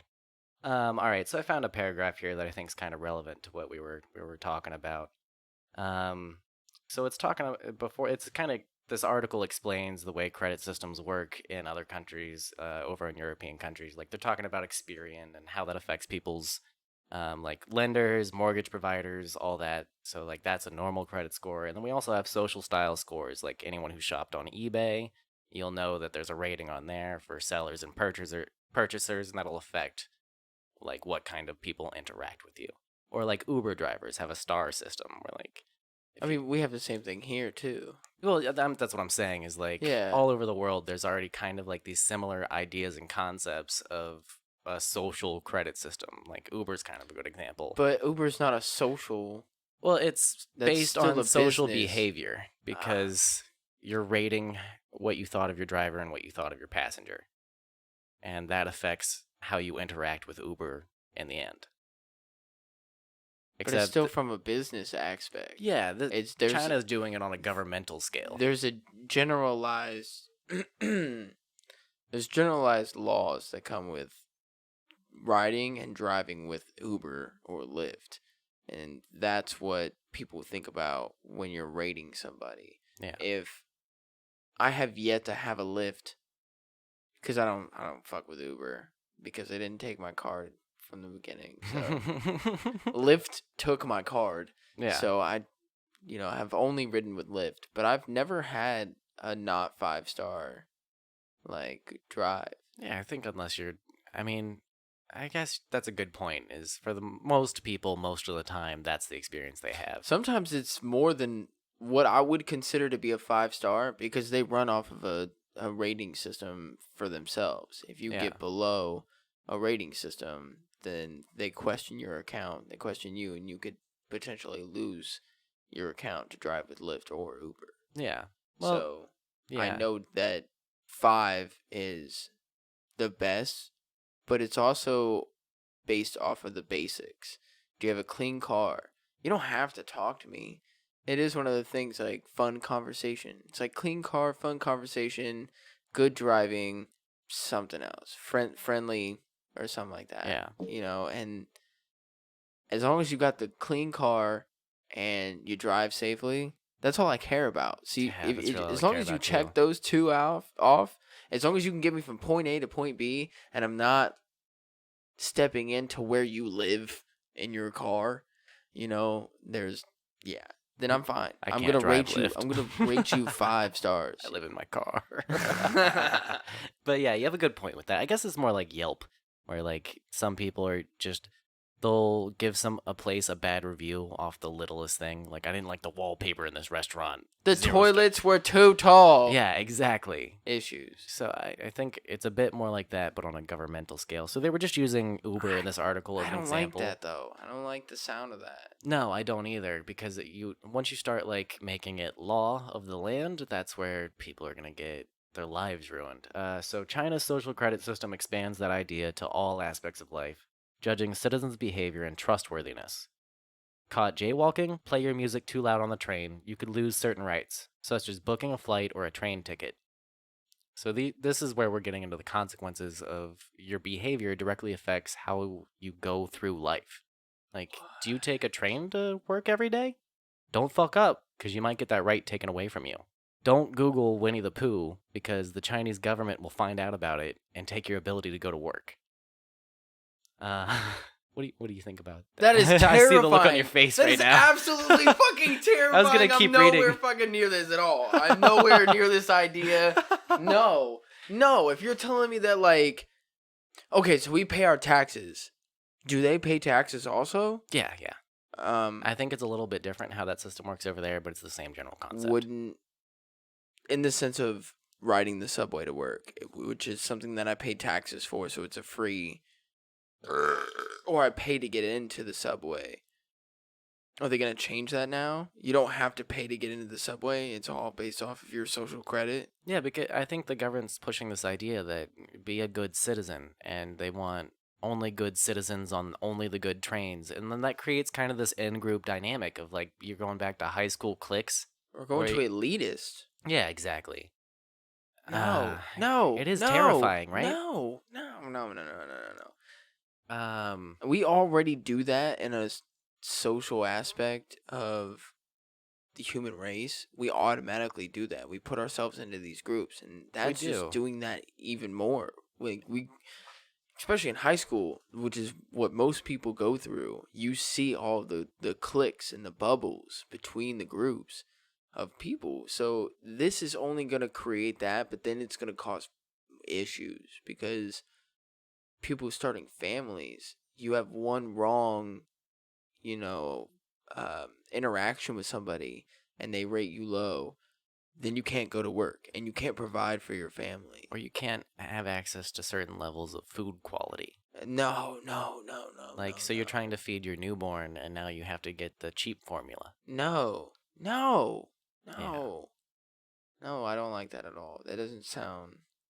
It's That's it's scary kind to of think built about. into Chinese culture, but here's the other thing here. The idea itself is not a Chinese phenomenon.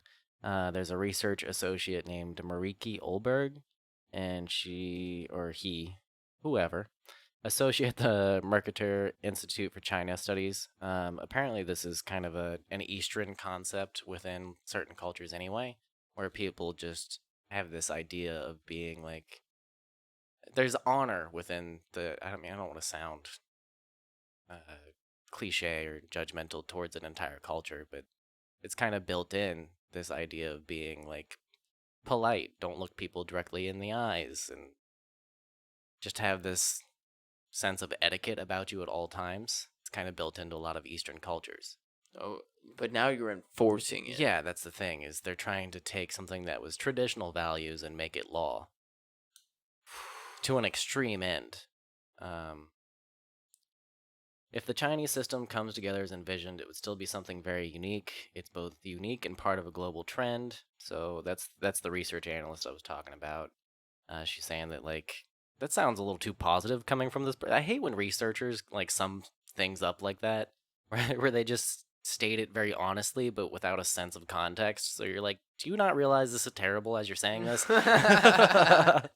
But yeah, I think it's something that's happening in more than just China, but China is the first example of it being like put into practice. Um, it was unveiled in 2014, and here's the correction: it was a target of a 2020 goal instead of 2022. So if I cut somebody off on the roadway, can you see? Would you be able to figure out like off of my license plate or? I'm sure, yeah, the person that you cut off would have the ability to call in to whatever police department and report your plate. Okay, now, all right. I'm gonna go into a crazy situation here. Let's say you being late to work is something that can get you your social credits. That's absolutely something that will affect your social credit. How good of a worker you are, because like I said, commerce and business is tied into the Chinese government. So they're going to be reporting your behavior, your weekly schedule to the government. If I wake up in the morning and traffic's really bad, and I let all these people go because I know that they're going to give me a good rating. But now you're thinking about the guy that's stuck behind you that's going to give you a bad rating because he's stuck behind you, but all these people are still going by and they're giving you a good rating for going by. So then you actually have to finally cut somebody off. They give you a really, really shitty rating. So does the guy behind you. You got all these good ones going by. You see what I'm saying? Like it would go so ridiculous. It sounds insane to be able to keep up with that many interactions also. And then if they are just only major interactions, it's all situational. And we're human beings. We're not perfect. And they're trying to be, it sounds like they're trying to become the perfect social and maybe just social, but group. And I get it, but then again, I don't because I respect that goal, just not the methodology.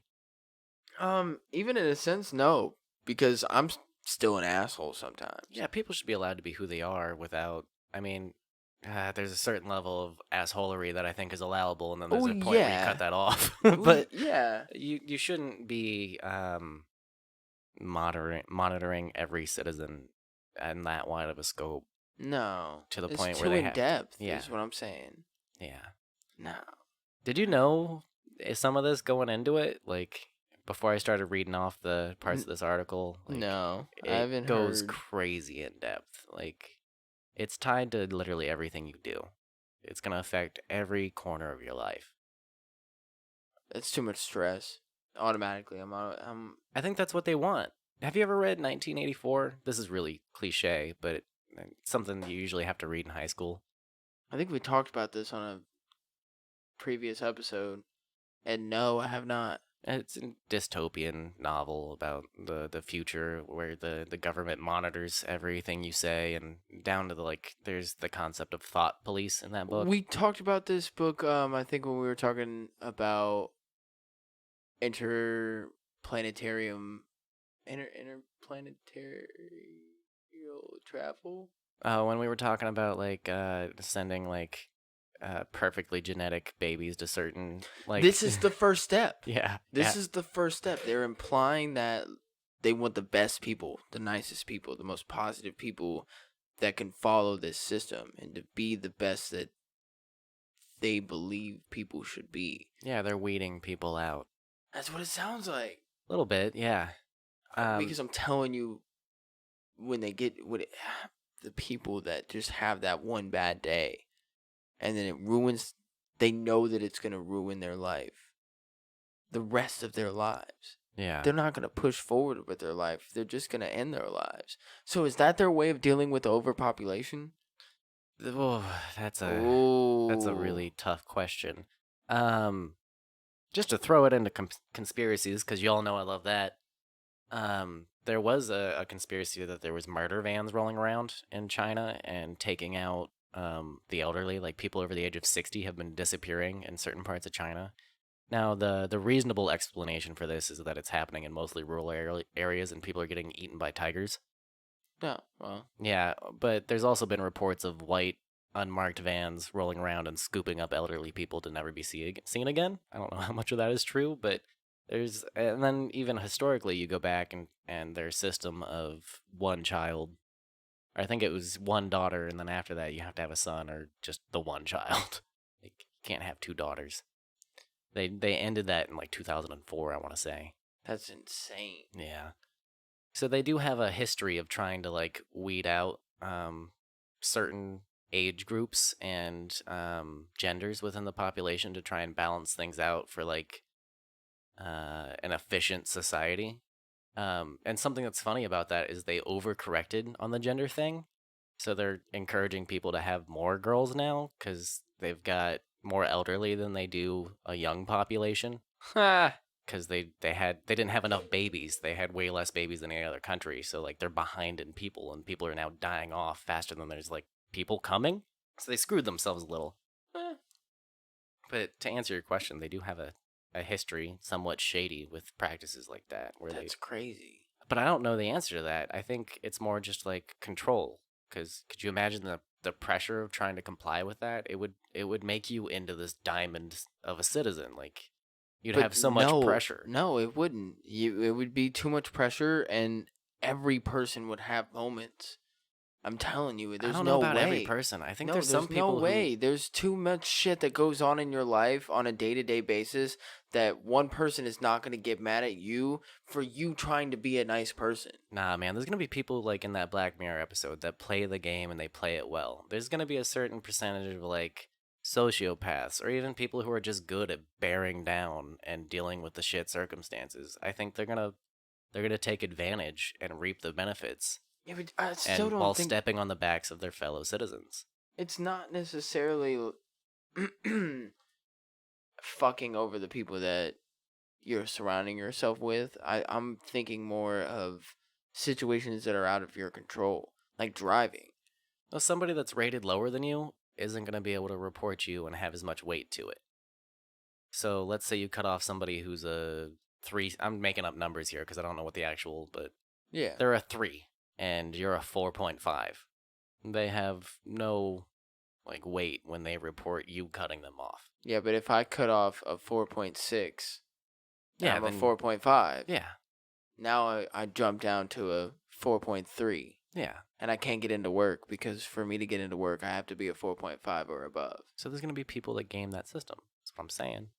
I get what you're saying, where like there's gonna definitely it's gonna cause a lot of broken people, but I think there's gonna be a certain percentage of the population, exactly like the government wants, that's gonna play the game, and some of them are gonna be good at it. I would imagine. That's the only I way feel this. like I would be pretty good at it. I want to say that I would. I don't know, but I feel like I would be pretty good at it. I'd be fucked in the system. I mean, shit. I work 2 jobs now. I work my ass off, but I talk back too much. That's my issue. I'm not afraid to tell you what I'm thinking. So yeah. I want to.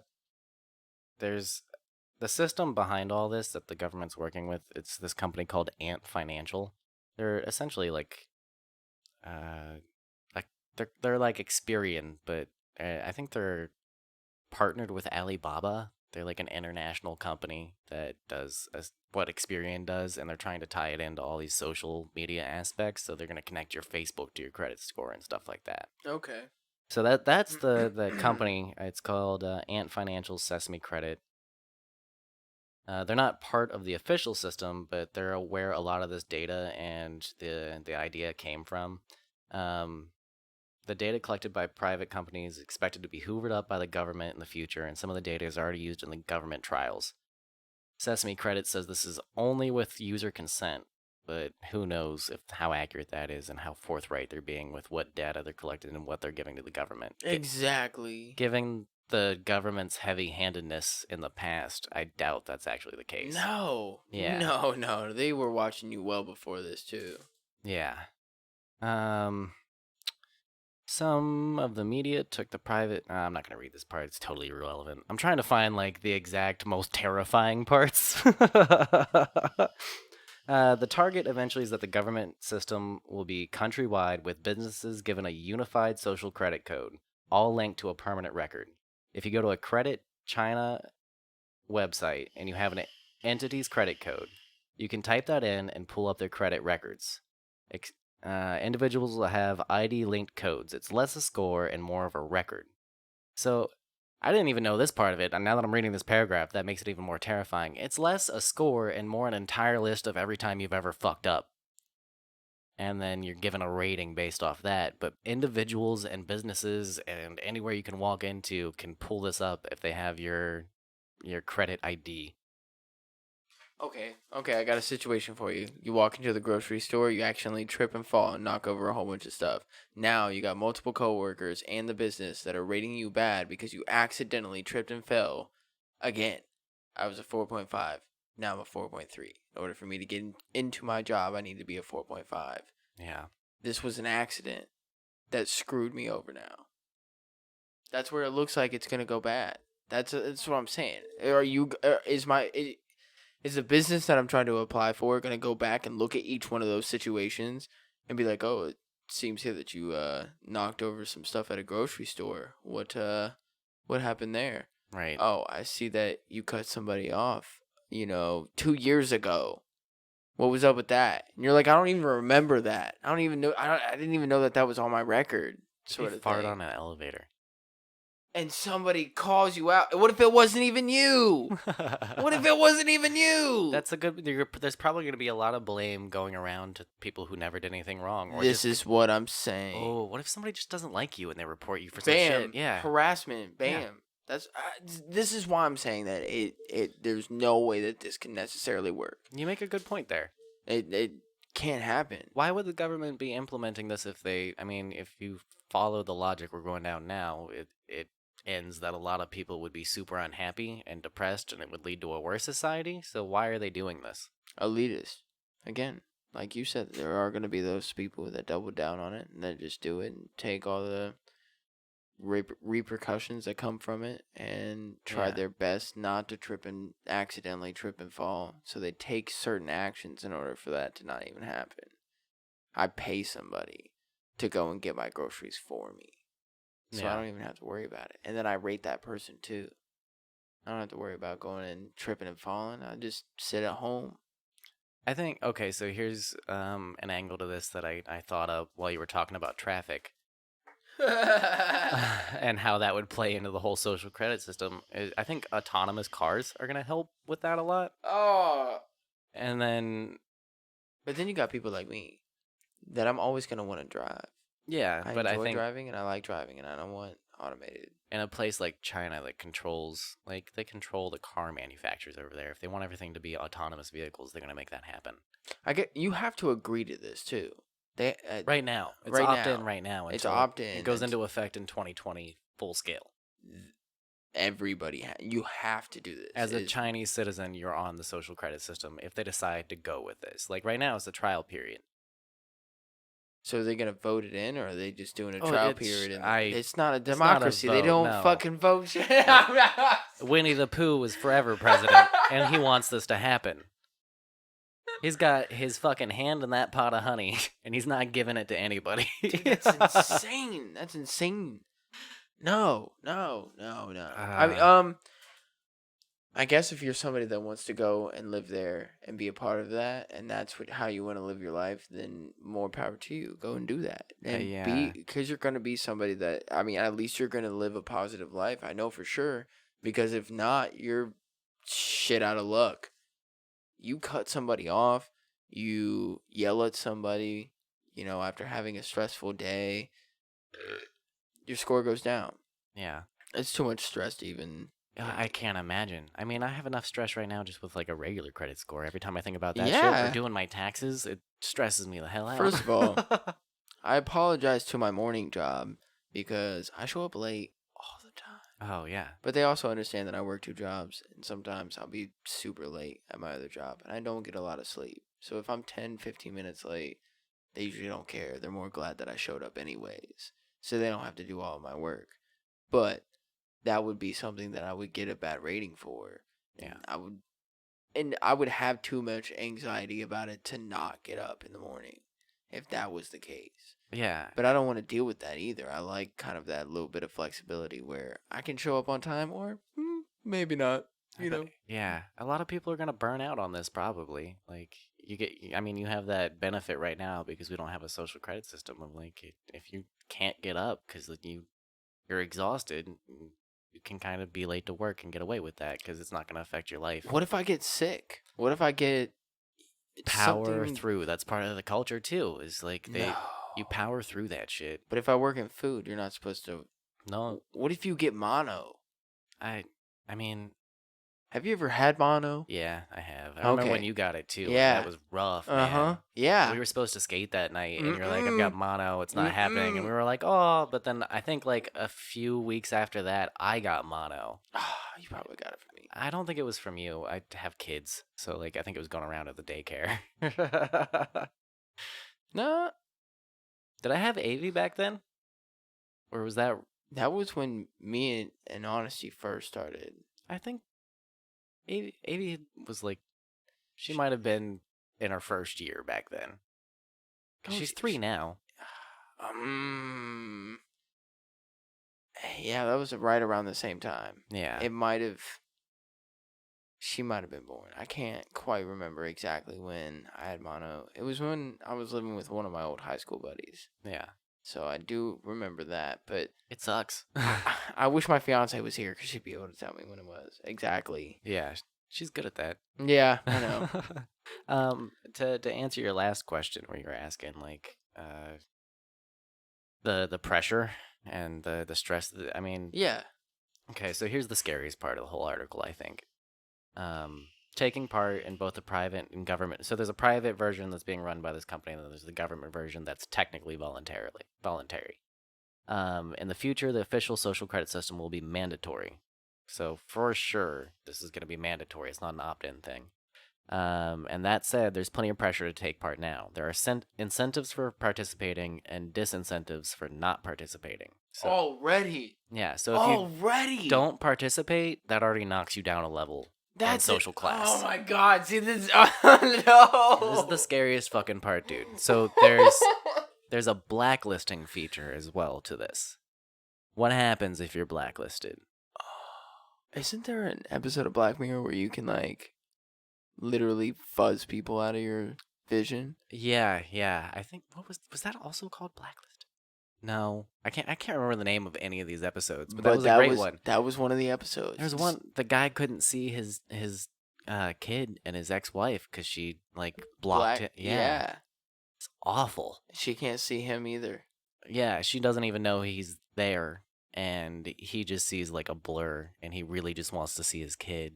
And then he realizes there's like another dad, and that there's like the guy married in at the end of the episode. I'm spoiling the shit out of it, sorry, but No, that this has episode been was out for a grip now. If you haven't watched Black Mirror, you need to fucking get on it. yeah, that shit was brutal. It really is. Every episode is it fucked me up. That series did. opens strong too. Like the first Yeah. episode is the prime minister has to have sex with a pig. Like Isn't it like the second or third episode is the game show? that's the one I was talking about. Or wait, are you talking about the White Bear or the one where like she becomes a porn star at the end of it and it ruins the guy's life? No. The one where the chick ends up killing some little kid, like with her boyfriend or whatever, and her punishment Yeah, is that's White Bear. Yeah, White Bear. That's yeah. the end of the first season. Okay, so yeah, that episode fucked me up too. Yeah. And I would never go that way. I would not condone that either. The drugging her and just putting her through it all over again in the end, like that's your eternal punishment, is that you wake up with amnesia and you're put through like the games that they're toying with her the whole episode. Yeah. And then it's revealed to her at the end what she did, and then they inject her again and start over. That's a tough sentence. You might as well kill me.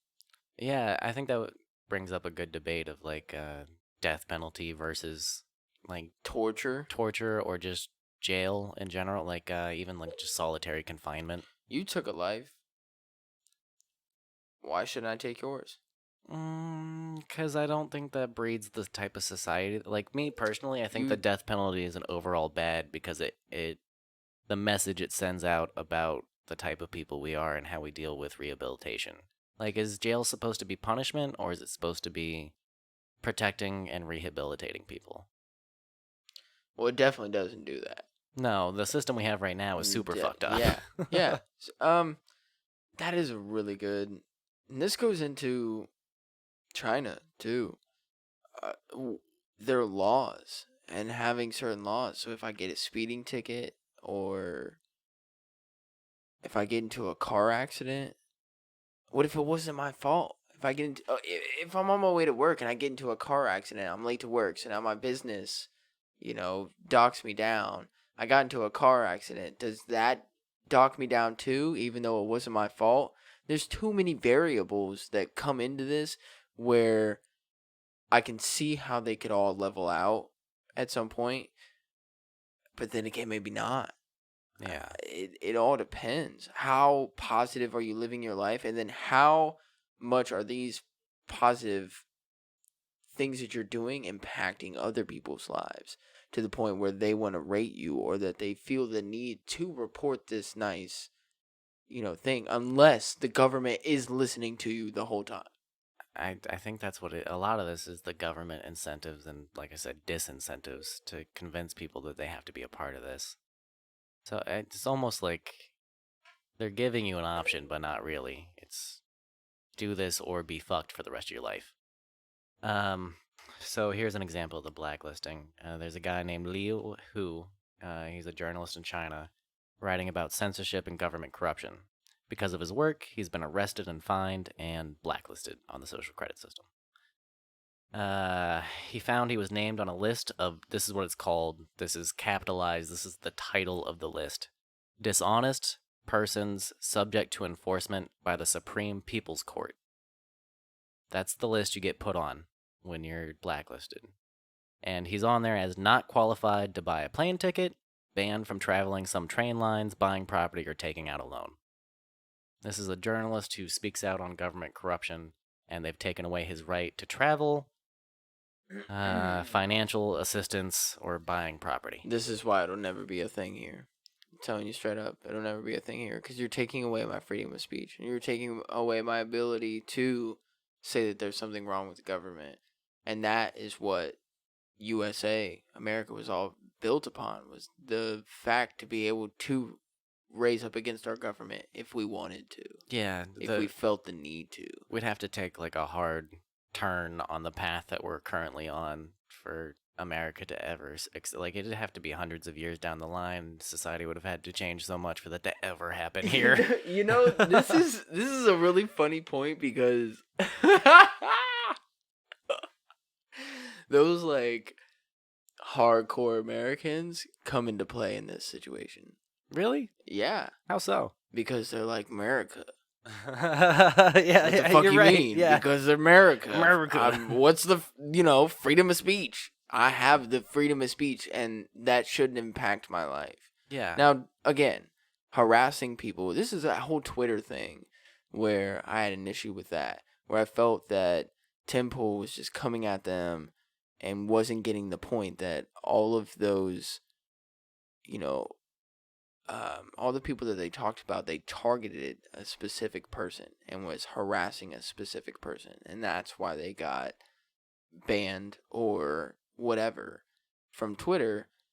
If they would have just kept to a generalized statement instead of attacking the one person, then they'd be fine. That's the whole thing about freedom of speech, is that we have the same laws in place now where, let's say that me and you didn't get along and I continuously messaged you or continued to call you to the point where it like impacted your life, you can get a restraining order. If I violate that restraining order, I can get arrested. Now it has to be multiple times. You have to report this to the police and show that it impacts your life.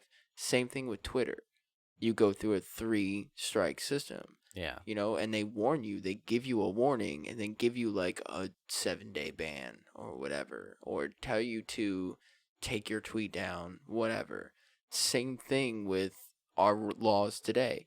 That's where I feel that what China's doing right now will never come here. And if you want to go and live that lifestyle and be about that, then you can go do that. And then you'll have the freedom to come over here and say whatever you want as long as it's not And I mean, that's not to say that you can say whatever you want, but there's still consequences for what you say. Even though it's a generalized statement, but you're not going to get in trouble with the law. Yeah. Hate speech is kind of a gray area also. So for us, it's different. If somebody doesn't, it's very, very extreme side, put it this way, if somebody doesn't like black people, you can say that on Twitter. You can be like, I don't like black people. They're not going to take you off of Twitter for saying that. Yeah. They might. Their rules on race and whatever is a little, but They're working on it. Yeah, and that's the whole thing that they were talking about too, is that we're not perfect and we got to work on things. Yeah, that was probably the only and now that we're revisiting it, and I've thought about it more. The only good point that Tim Pool made during that whole conversation of like the 3 strikes and everything was he brought up a couple cases. Most of them, Vidya was absolutely correct on. But there was a couple cases he brought up where it was somebody was given a warning and they continued the actions they were taking as a protest to Twitter's system. And I think he had a good point there, is that's a good way to combat that. But that also speaks to your point about this being America and Twitter being a mostly American company. And so is Twitter going to be a part of this? Because it goes into your social aspects. So Twitter's going to allow the Chinese government to go into or to look at. That's why I brought up the Google thing at the beginning, is because there's these global companies that we think of as being like mostly American. As Americans, we kind of have this bias, but if they want access to those markets, they're going to have to comply with the government's requests. So there might be a version of Twitter in China where it's part of the social credit system. No, see, if it publicly comes out that any of these companies do that, then how do I not know that you're not doing this with my government now, just behind my back? Google's already given in. That's what I was saying earlier. It becomes like this capitalist thing where like these corporations have to have infinite returns every year. Like they have to make more money than they did the last year. So they want access to these growing markets. And if they want like everybody who uses Google in America they've got everybody. Everybody knows about Google. So if they want access to other markets, they have to go to these countries that are just getting internet or countries that are blocking Google for censorship reasons and find a way to get into those markets. So they have to give in to China's demands. I guess the small market that they do get is better than no market at all. Yeah. Well, there's an aspect of this too where But then the government can censor what they see, but they don't have a choice in that. yeah. Regardless, any of these, if he makes himself the forever president, if they want to go into this type of credit system, they can do that, and you have no say about it at all. You just have to comply, Yeah. regardless. And the final aspect of this that I wanted to touch on was the financial side of it. So like obviously that company I mentioned earlier is going to make a shitload of money off of this because it requires like lots of technological infrastructure to monitor their citizens in that way. That's and have a lot of people too. Yeah.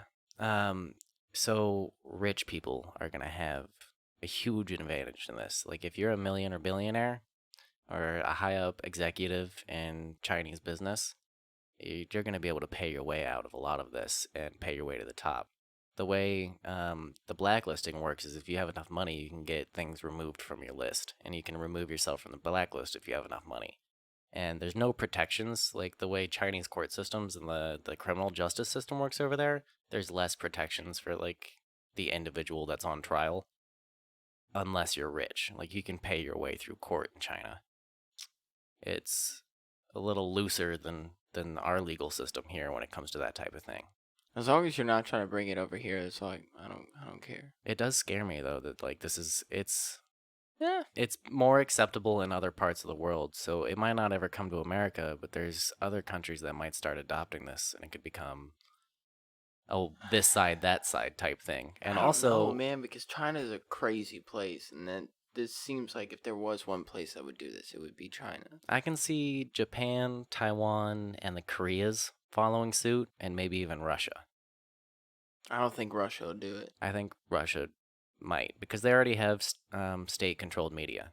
Like, Yeah, but they're already trying to control their people to a level and disinform them to a level that I could see them going down that path for even more control. And also just the moves that countries have been making economically lately. Like, there is a power shift happening where it's foreseeable that the U.S. isn't going to be as in the forefront of global powers as other countries.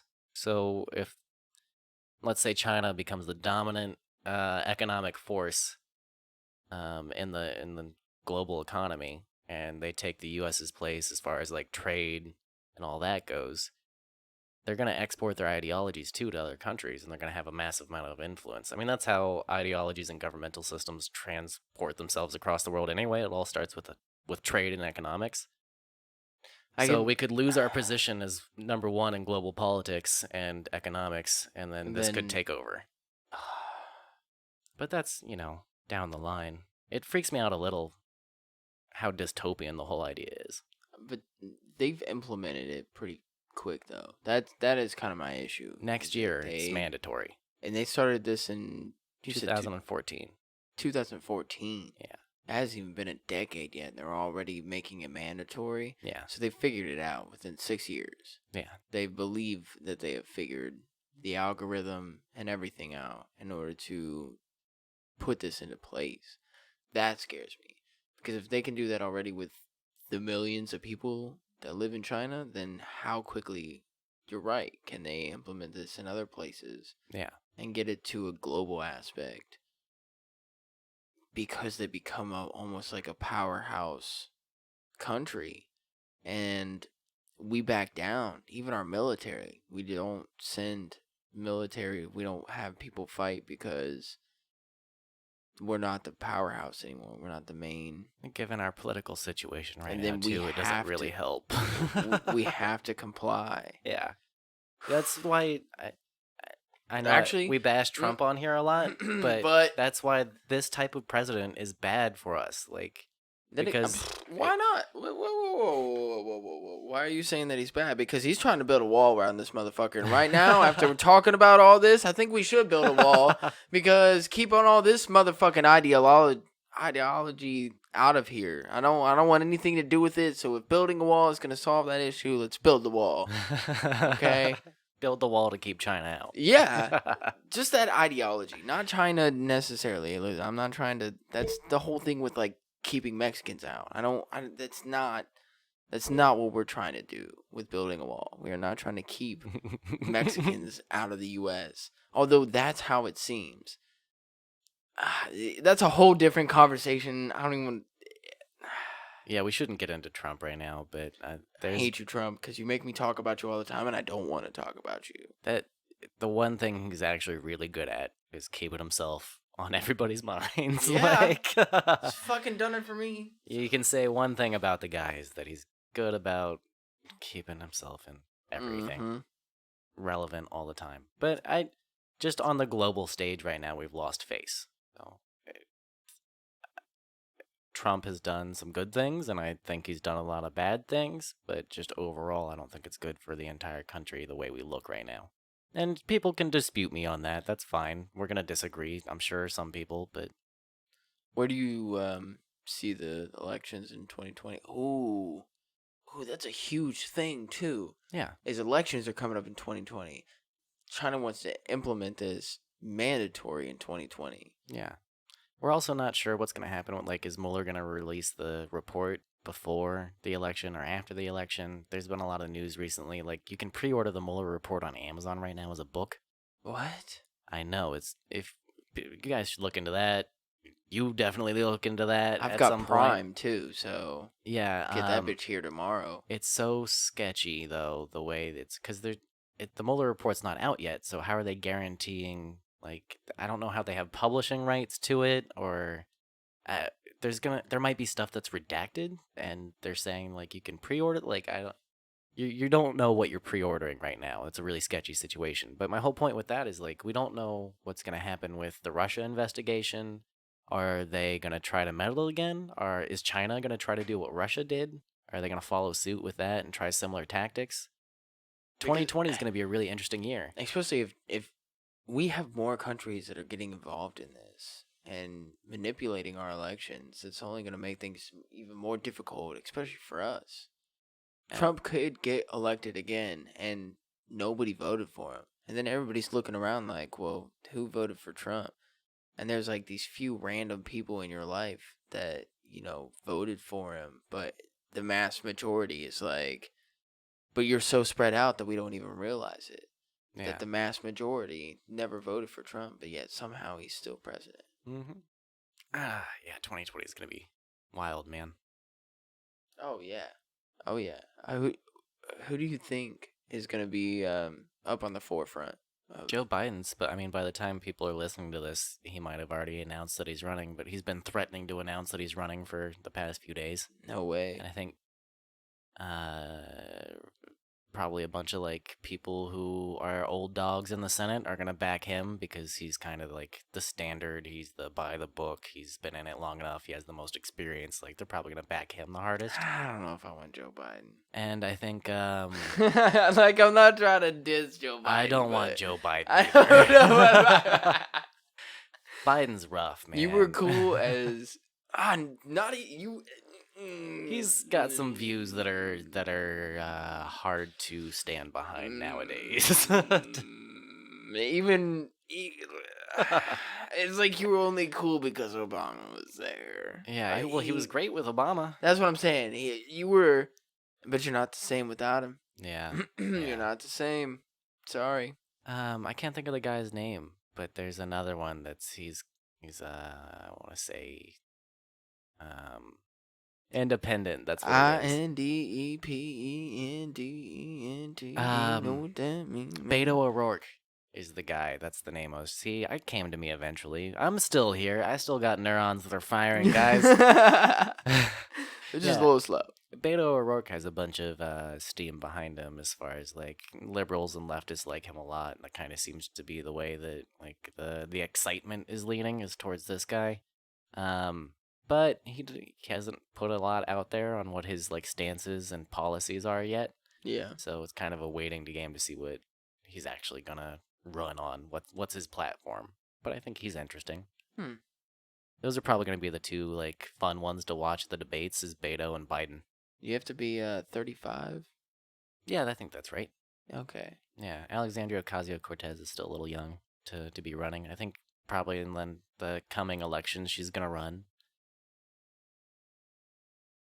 So 7. No. Biden would be 12 years from now, I can. You trying to figure out when you can be president? Fuck yeah, dude.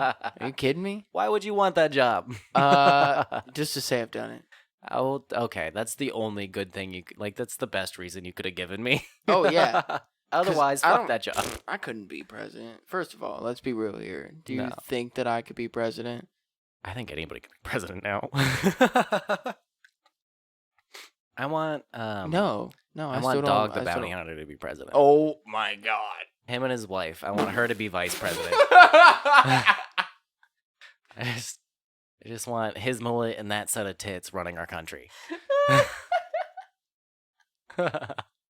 You thought we were a joke before? You just wait. They wouldn't You even need a just wait. campaign slogan. They could just do like his mullet and then her tits underneath, and that's the banner for the whole campaign. I wish I could remember her name. This sounds like a South Park episode. Or Dog the Bounty Hunter. Dog the becomes- titty president.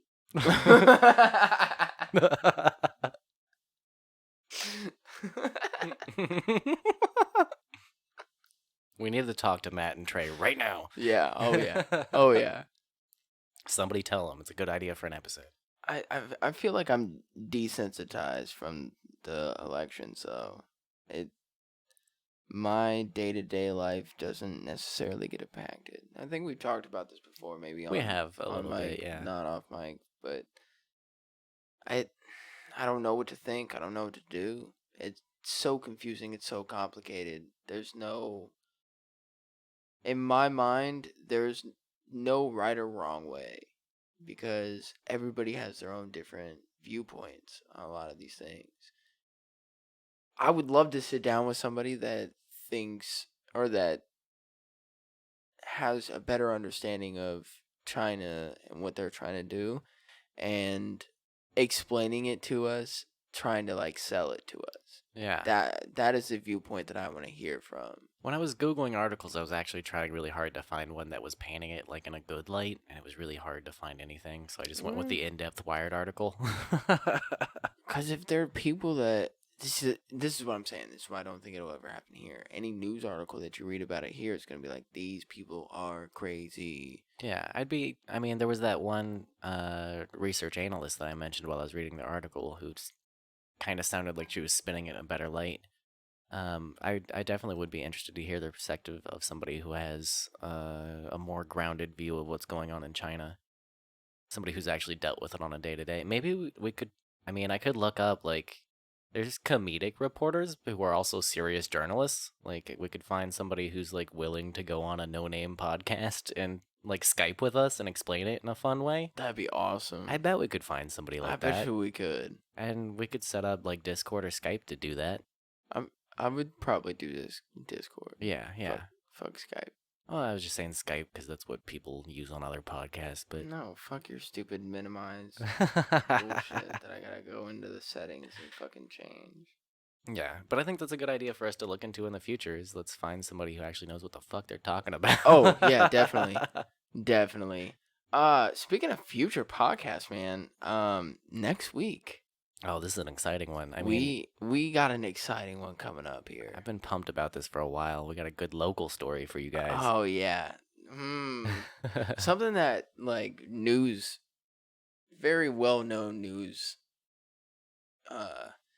casters have covered. Yeah. Local news all the way to national news. Like you can look this up on Google and it pops up with like CNN articles. Yeah. So you guys look forward to future episodes. I don't want to give away too much. We've kind of already given away a lot there, but they don't know what the context is, so you can't really know what we're going to. But that's going to be a really, really good conversation. Yeah, it's going to be a really, really interesting, and also the debate that it brings up too is going to be awesome. I'm excited for that. Yeah. We're going to be taking down some popular internet companies, maybe. I don't think so. We're probably going to actually be painting them in a good light, given what happened with this situation. Yeah. I don't know. We figured out racism, abortions.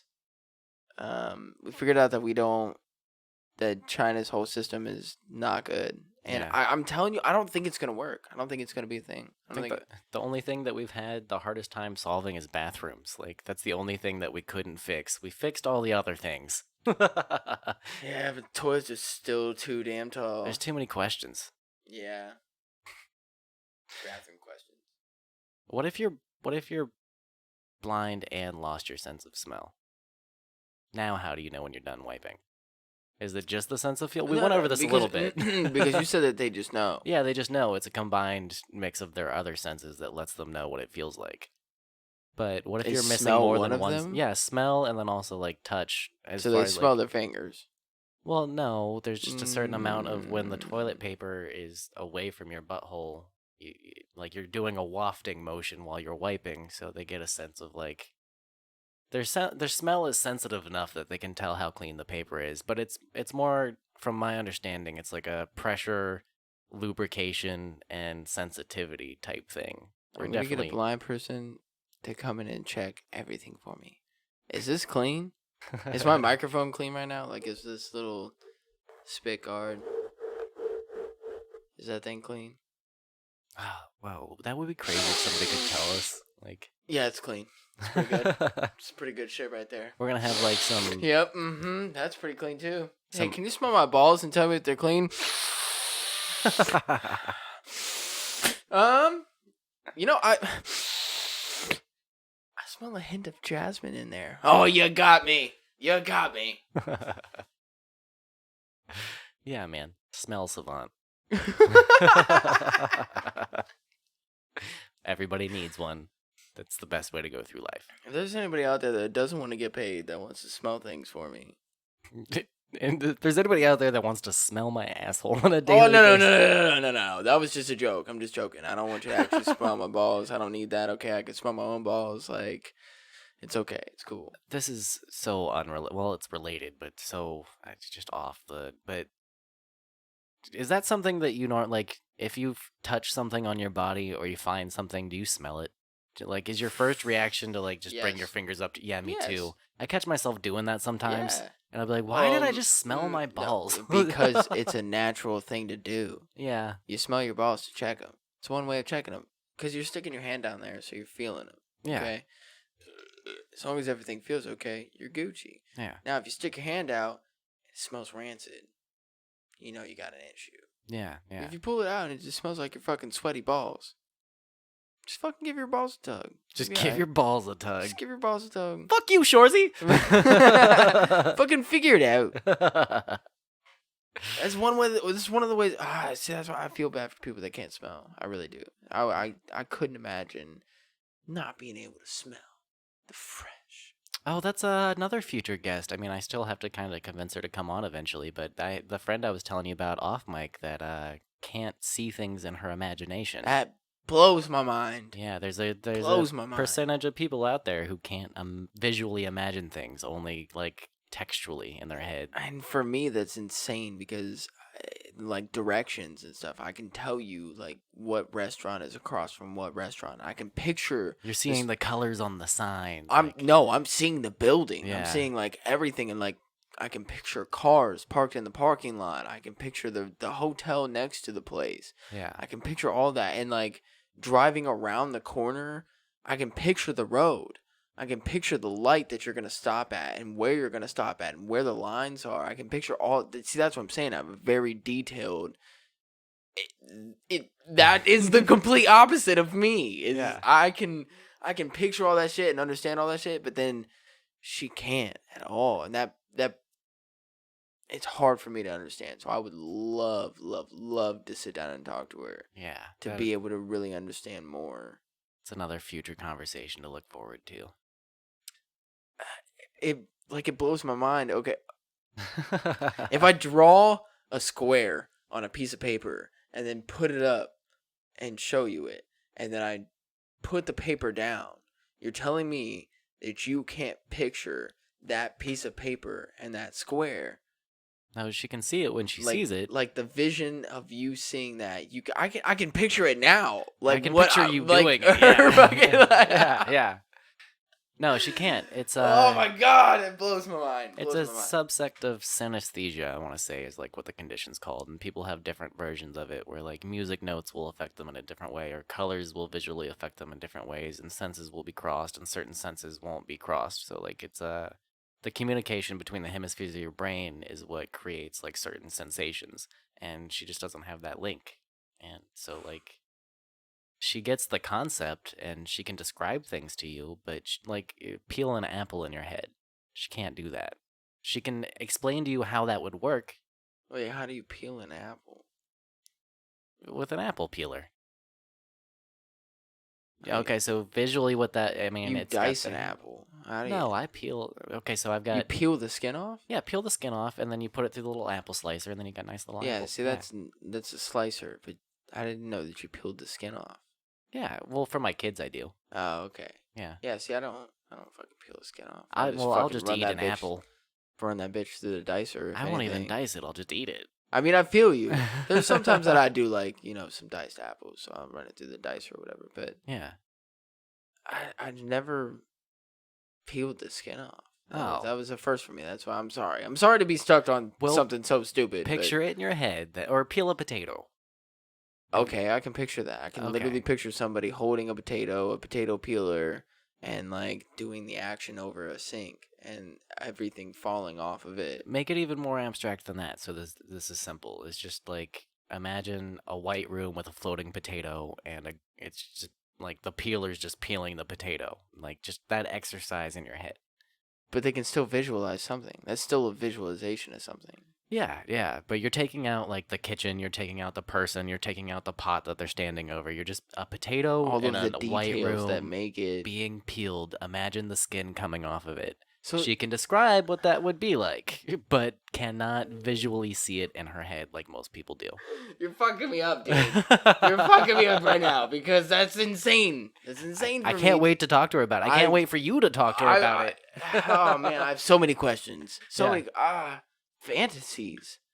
Yeah, that's another thing is where like, okay, so she's obviously read like romance before, and she's had sexual encounters before. You can't picture a certain person. You're just picturing No, the it's act. the idea, the ones and zeros of the person, like the code of the person in your head that is that concept. She gets all But that. what concept are you looking at? Because in that sense, wouldn't there be no details?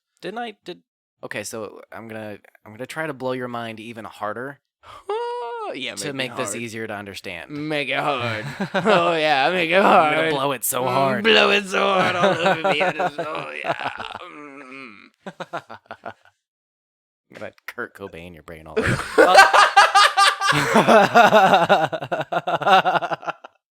Too far.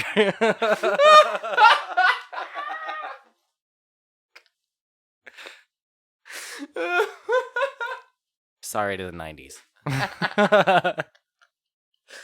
All right. So I told you about face blindness last time we talked about Yeah. this, right? See, okay. You see what I'm Yeah, saying? yeah, It's like yeah. the hemispheres aren't connected in a certain way or like you've had a brain injury that affected the exact part of the brain that deals with recognizing the patterns of a face.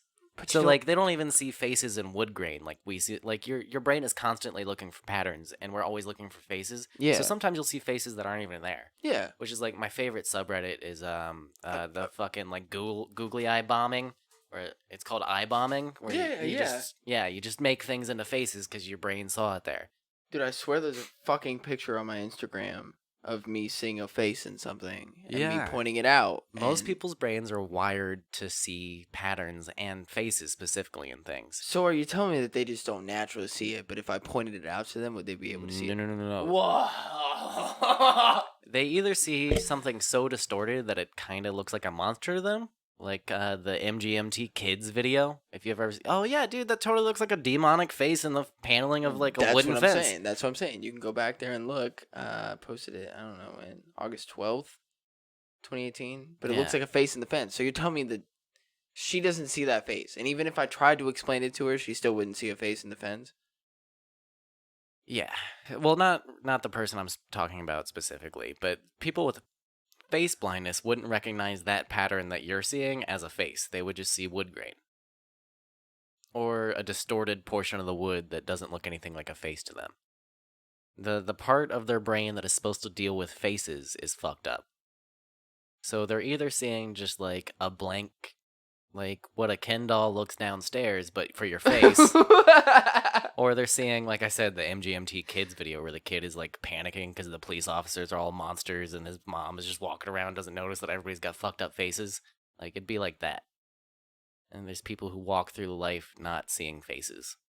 It's incredibly rare, but the way the brain works is such a fucking mystery and so complicated that stuff like that exists. So with synesthesia, or like not being able to visualize things in your head, like I said, there's other versions of it where people have like those senses crossed instead of being not connected. So like you'll hear a song and you'll see the color red when an E note plays. Like they can paint a song in their head. Whoa. Yeah, I think that would be really cool. Or even like the days of a calendar correspond to like a letter in the alphabet for somebody, or not. Yeah, a letter in the alphabet for people, or like numbers have a certain significance in some other aspect of their life. So like math and art becomes intertwined for some people, but with this, it's just the opposite of that, where those senses are disconnected so much that she can't. Like the information's there, it's just not connecting properly, so she can't. Art for her is shitty as fuck. No, it's visually impressive to her. She gets the concepts. She gets to look at art and enjoy it when it's in front of her. What if it's an art that has faces? Well, okay, so if we're talking about face blindness, yeah, so like that famous The Scream where he's holding his cheeks and yeah, that would, I mean, that. No, you'd still be able to pick a face out of that. I think the see, that's what I'm saying. That's the whole point of. Let's talk to somebody who has face blindness. I need to talk to somebody that has face blind. I need to understand this more. I want to understand it more. That type of stuff is like my absolute favorite to read about. Like, just weird medical oddities with the brain, or with like I don't want to get too far off track here because we're getting pretty deep into our recording. But have you heard of chimerism? Chimerism? Yeah, so you can be like a chimera is the mythical like multi-animal beast where it's like the head of a lion, a snake for a tail, and wings of a eagle. Yeah. So people can be chimeras of DNA. So like there's a famous case where a woman gave birth and then had her kids taken away from her because the DNA didn't match and it looked like somebody else in her family had given birth to the kids. So like they thought she was lying and stole like a family member's kids. And they did a DNA test on her and found out that she had 2 sets of DNA. And the reason for this is that she was originally going to be a twin, but she absorbed her twin during the pregnancy and absorbed the DNA, and she just has 2 sets. Like, it's an extremely rare thing that happens at a certain stage in the forming of the cells that eventually become a fetus. I would love to hear more about that too. Yeah, so there's this whole like court case she had to go through, and like once DNA testing became more widespread, like she was finally able to get custody of her kids back. No shit, but she had to go through this whole process. Yeah, she fought for years to finally get custody of her kids back, and it turned out that like the DNA testing came back and was like, these are your sister's kids, and she goes, I don't have a sister. So like that's how they eventually figured it out. I'm eating the mic right now. My mouth wide open. There was a kid born that was literally down the middle, like a visible line, white and black, half and half, because of chimerism. Oh shit. Yeah, it was an interracial couple that was gonna have twins, and same thing. No way. Yeah. Oh.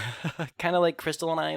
Our daughter's like darker than our son. Like she's a little more tan, looks more like mommy, and my son is a little paler, looks more like me. Yeah. Like if they had been twins and absorbed each other, then they would have come out split.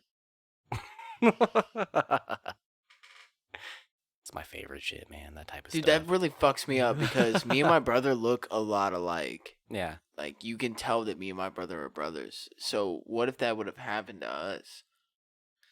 Okay, let me put it this way. If me and my brother were to fuse into one person, we would be unstoppable.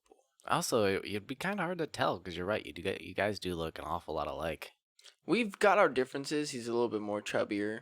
Yeah. in the face than I am. But you're like close enough to being a twin without actually being twins. And we're 2 years apart too. Yeah. That's what's that really messes with me sometimes. I'm like, I could definitely I could have been your twin. Yeah. Seriously could have been your twin 2 years ago. Different circumstances. Yeah. Yeah. Yeah.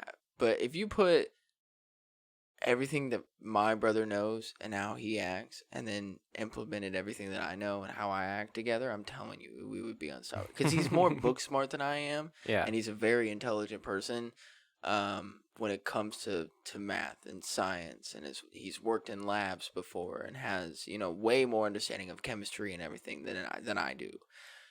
But like street smarts and stuff like that, I feel like I have a little bit more on him on that, and kind of like a common sense kind of ground. Yeah. I'm not trying to talk shit about my brother here. And Well, you complimented him first. So. Nathan, if you're listening to this, I'm really not trying to talk shit about you, okay? I'm just pointing out, like... Remember that he said good things. Yeah.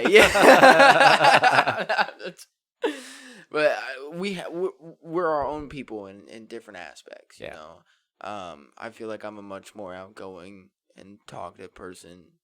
He's become a lot more talkative with me in the past couple of years. We've gotten older and have kind of put that whole, you're my brother, so I just want to punch you. I don't know why. I don't know what you've done. You haven't done anything. You're just standing there being my brother, so I want to punch you. That's kind of died down. So we've had some more intellectual conversations, and I really enjoy them.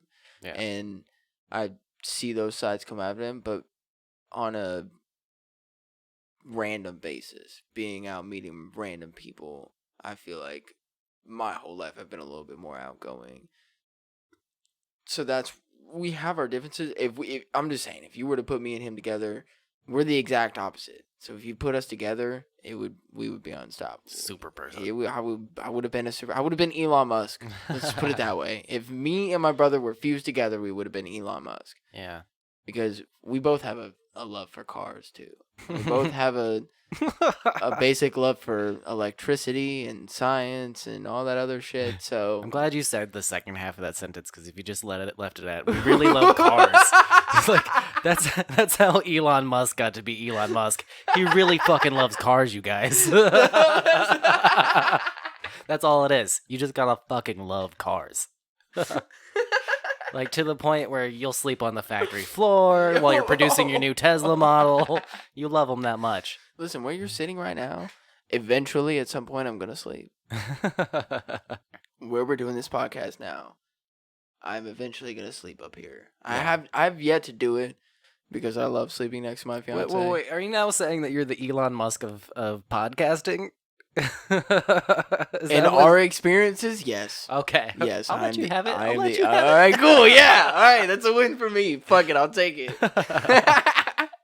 To be compared to Elon Musk, it's a big, I'm a big deal. I just come in, I fuck her shit up, and then I leave. I'm a big deal. To be fair. To be fair. To be fair. You were the one who did the comparing, so. This is true.